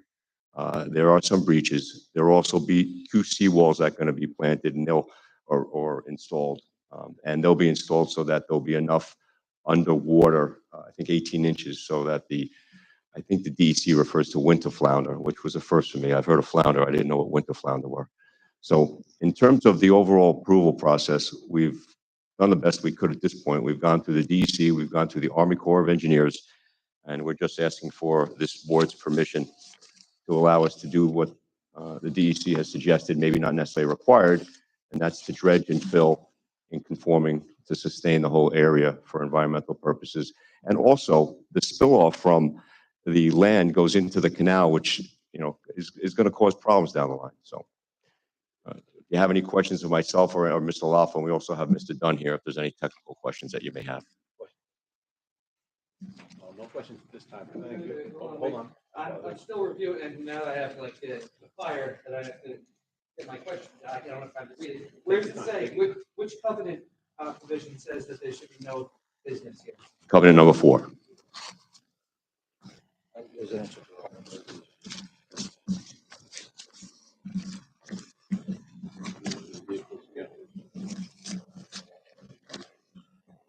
And perhaps this goes without saying, the improvements that we're talking about are not insignificant. It's hundreds of thousands of dollars. So it's going to significantly clean this up. Dimensions of the actual, looking at the Proposed base. proposed. Mr. Light, it looks like it's 75, 80 feet long. I did some measurements with the excavator. You measure around the perimeter. One is not to be built on, you said, right? 5. Do we know that it's on the canal side? On the water. I was spitballing at 80. That was. Along the Great South. Yes. Yeah. Well, part of it is actually, well, is, across the actual opening itself. But the inside the interior. All the configurations. Chairman and I were. I would say it's probably somewhere around 70. All right. After speaking to Mr. Dunn, we approximated 30 by 60, but we're still under those constraints of the amount of fill that we have to remove and the amount of waterway we have to open up. 30 by 60 would be 1,800. If the other 40.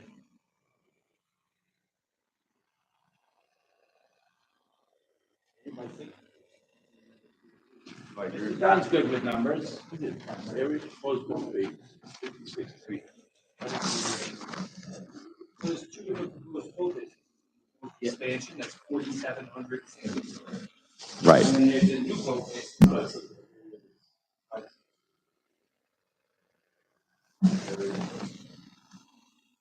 Are we talking about the basin to the north, or we're talking about the basin on lot 5?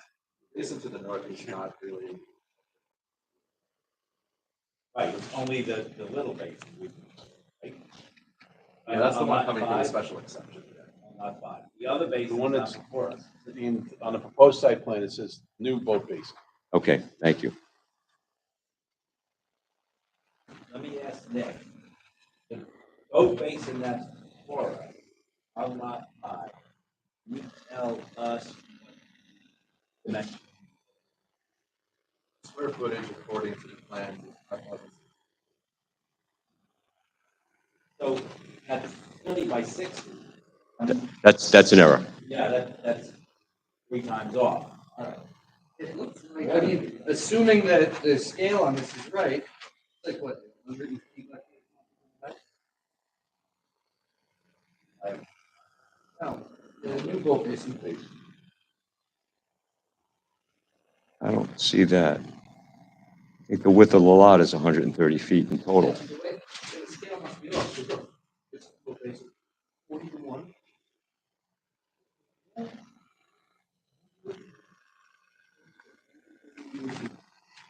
Unless the scale is off. I could probably get further dimensions for you, but the way I'm looking at it, that as a lay person that has some skill, 120 minus 76 though. That's where I think we got approximately 60.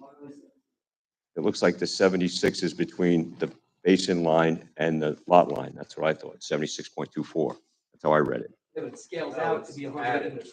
Yeah, it scales out to be about 128. Plus 70. You said 1/3. So, using this device,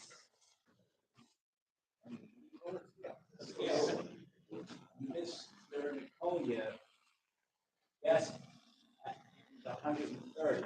And then when we look, 128, 129, Which is- so that's 130 feet. Right.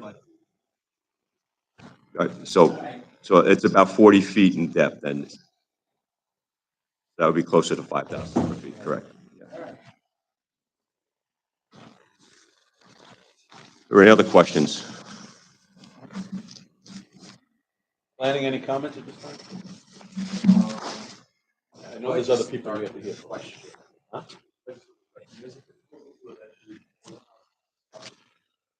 Is there a proposal? Eventually, yeah, we'd like to sell the lots, yes. Why does it? Well, it really was a reaction to what the DEC and the Army Corps of Engineers had required us to do if we were going to fill in and replace the bulkheading and those, what did you call them, Mr. Wexler? You called them something. Scallops or something? You called something. Yeah, the scalloping, yeah. That's what I call I understood. I like it. It is required to be enclosed. No, I know, we got caught up in the requirement. Maybe it was just, that was something that was approved, and that was the suggestive way of giving them the excess land that we're required, or excavating it, so we can get the spill and the spoil out.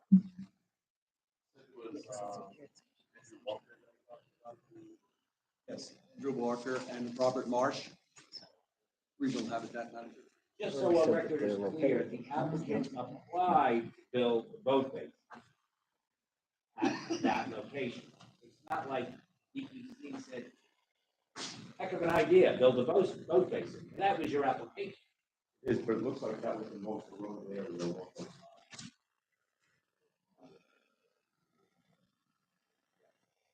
Maybe done it somewhere else. Killing two birds with one stone. We're gonna we'll get back to you, we'll take some other.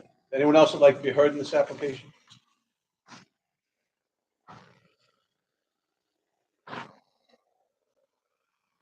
Hello and good evening. Michael Cox, 107 South Saxon Avenue, Bay Shore. I am lot number 10 on the filed map. If you look on the west side, it's the house in the middle between the two, the small one. I'm not that rich. COX. Before I start, I have a memorandum of law and affirmation in opposition to the application. Thank you. You should, because it's riveting. But be that as it may, I guess a couple of things to start off with. I am, but actually Mr. Lemura back there is my land use expert, so he's forgotten more than I've ever learned in my life.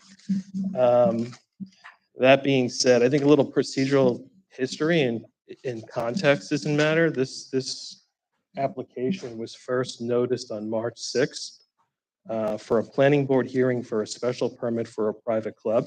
It was subsequently adjourned for here today, for which there are two items that the applicant is seeking relief for.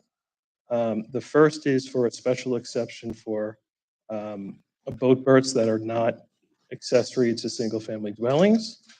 And the second is for relief from the restrictions on the importation of fill to a facility in which you don't have a balanced cut and fill operation. Here, what we have is we have the applicant asking for a approximately 6,000 square foot new boat basement under the auspices that the material that's going to come out there is somehow going to rebalance the site, and then they're going to further import another 537 cubic yards of material to further fill in the scalloped areas and the existing boat basin. For a host of reasons why you'll see it in the memo, this doesn't square with the town code, the town law. I do note that reference was made to the New York State DEC permit as well as to the Army Corps of Engineer. But as we all know, the standards that they look to are much different than this board is charged with looking at.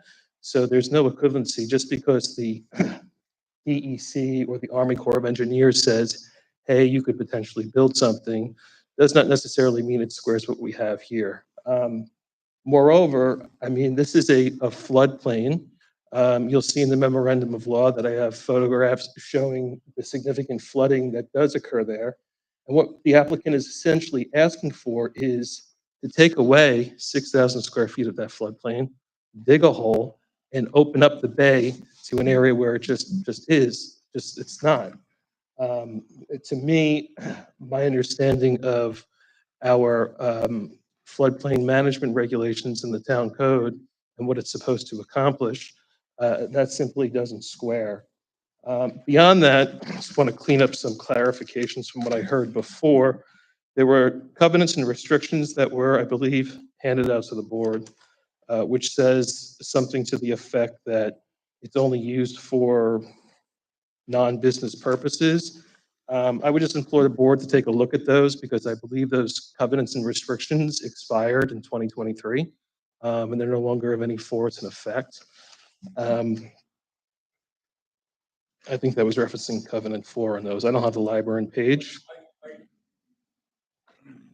We haven't had the opportunity to read through all of them.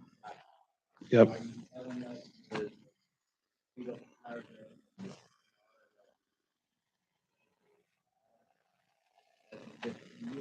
That's right. Yeah, so then it was renewed. No, there were two 15-year renewals of 2023. If there is one for 2038, I would check because Number 10 says foregoing covenants. when were those recorded? When, I'm sorry. Foregoing covenants and restrictions shall be construed as real covenants and restrictions until 31st December 2038. So it has been extended. That's number 10. I don't know. Well, you could record anything in the land records, right? I would just ask that. Well, you're not. Well, hold on. You hold on. You're not suggesting that somebody filed all time. I didn't say that. You said you could record anything. I did. What was, hang on. Okay. What were you implying? What was I? It could be mistaken. I wasn't accusing anybody of course. Of course. I would just ask, if not, I will include it in a supplemental memo, my analysis on this. It wasn't to cast aspersions. I will tell you the title report that I have, the last one shows 2023.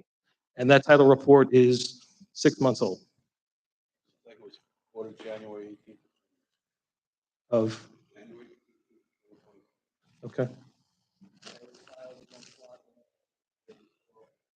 Yeah, 421, block 1. Yes. I think it looks like it's up by Dover Court. I'm not sure. Isn't the subject parcel 421, section 3? So that may be a horse of a different color. I mean, now we have to establish if the CNR is even filed for this project. We may be onto something. Right. But I mean, I think beyond that, whether the CNR exists or not, the fact of the matter is to essentially put a commercial use there, and that's what our town code says it is, does not comport with the character of the community and certainly doesn't go to the original subdivision map, which was done under section 278 of the town law, which has certain requirements in terms of why it was done there, and one of which is for single-family homes. And from what we heard this evening, certainly there's been nothing put forth that this will be used directly for a single-family home.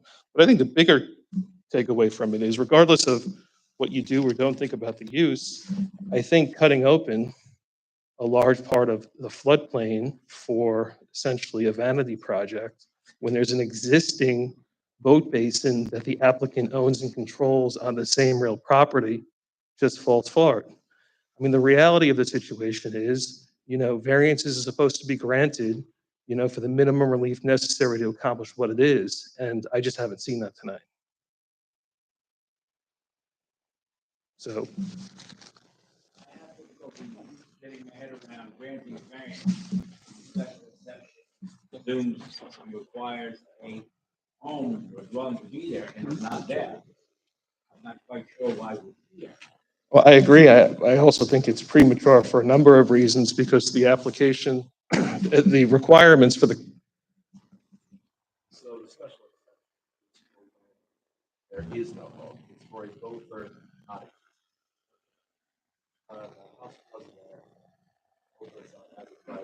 Limited in scope. Limited in scope. Special exception is here without that. This might be a question for Mr. Manager. They never built this house. They continue to use, they use Booker. And how would that work with They never built a house on the property. Kept it as a boat.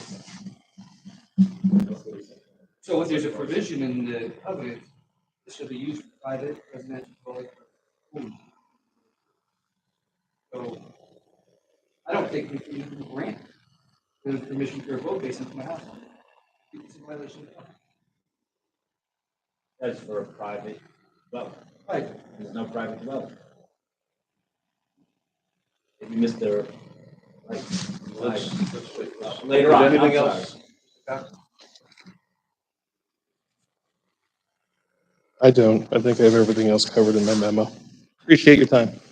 Thank you. Anyone else like to be heard? No? All right, Mr. Light, I'm sorry. That's good, thank you. Just a couple of comments on the covenants and restrictions, and it should be on your copy as well. I think the third page or fourth page in, it has all the lots that this has been recorded against. So it's included in this lot. The second thing is there will be no import of fill. I'm not sure where that came from.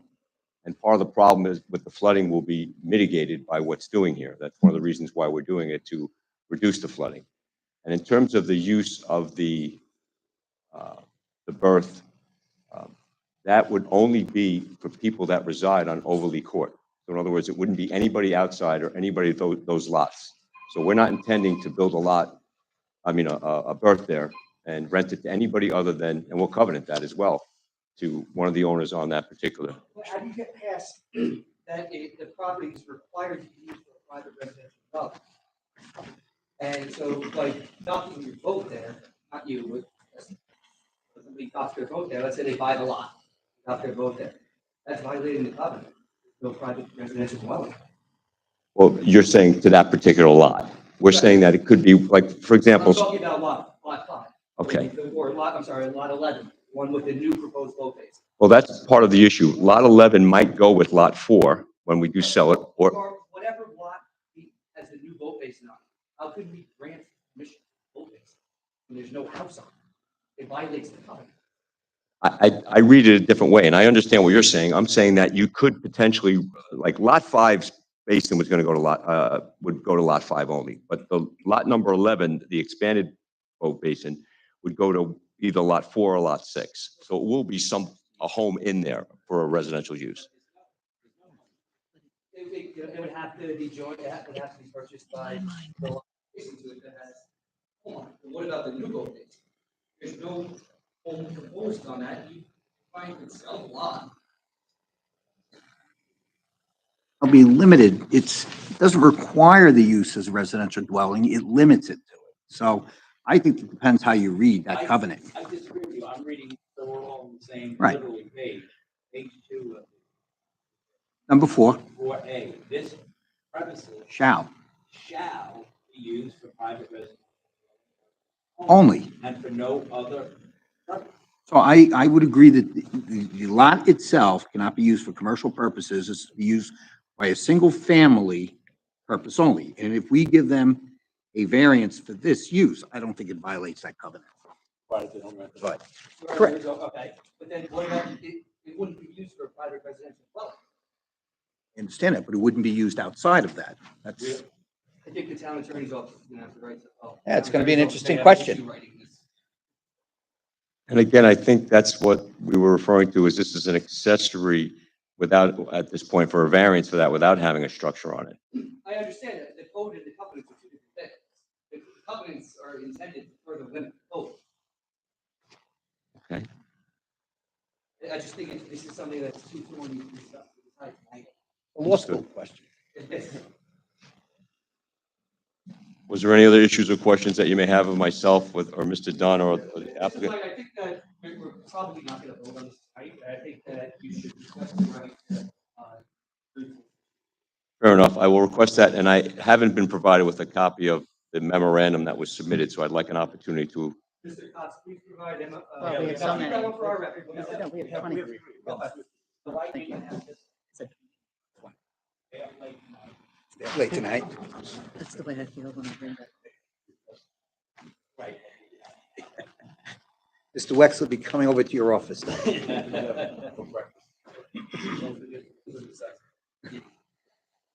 Any more questions at this time? If I just may, one last thing to keep the record open, 1 second. Mr. Light. Thank you. Kind of recusal, Mr. Sullivan.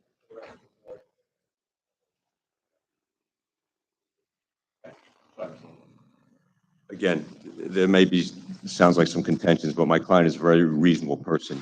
He'd be agreeable not to install, well, rent out the berth until there is a house on that. So in other words, that berth or, I'm going to use the word marina, which I hate to use, will be left empty until a house is, No, no, no. I didn't mean it rented. It won't be used. It won't be used. It won't be used until they sell the property. It is getting late. Yeah, all right. My purpose is to sell the lots. I don't doubt you, but. Yeah, I live in Florida. Right.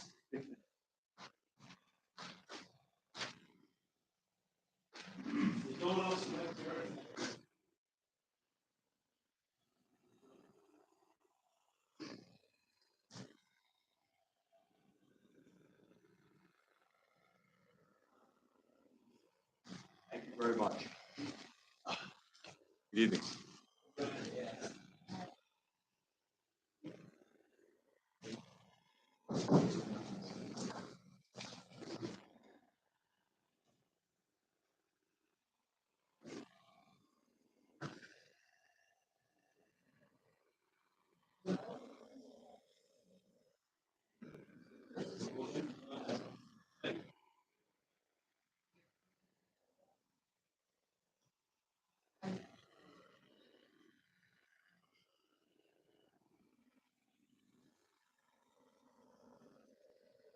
Decisions to read into the record tonight.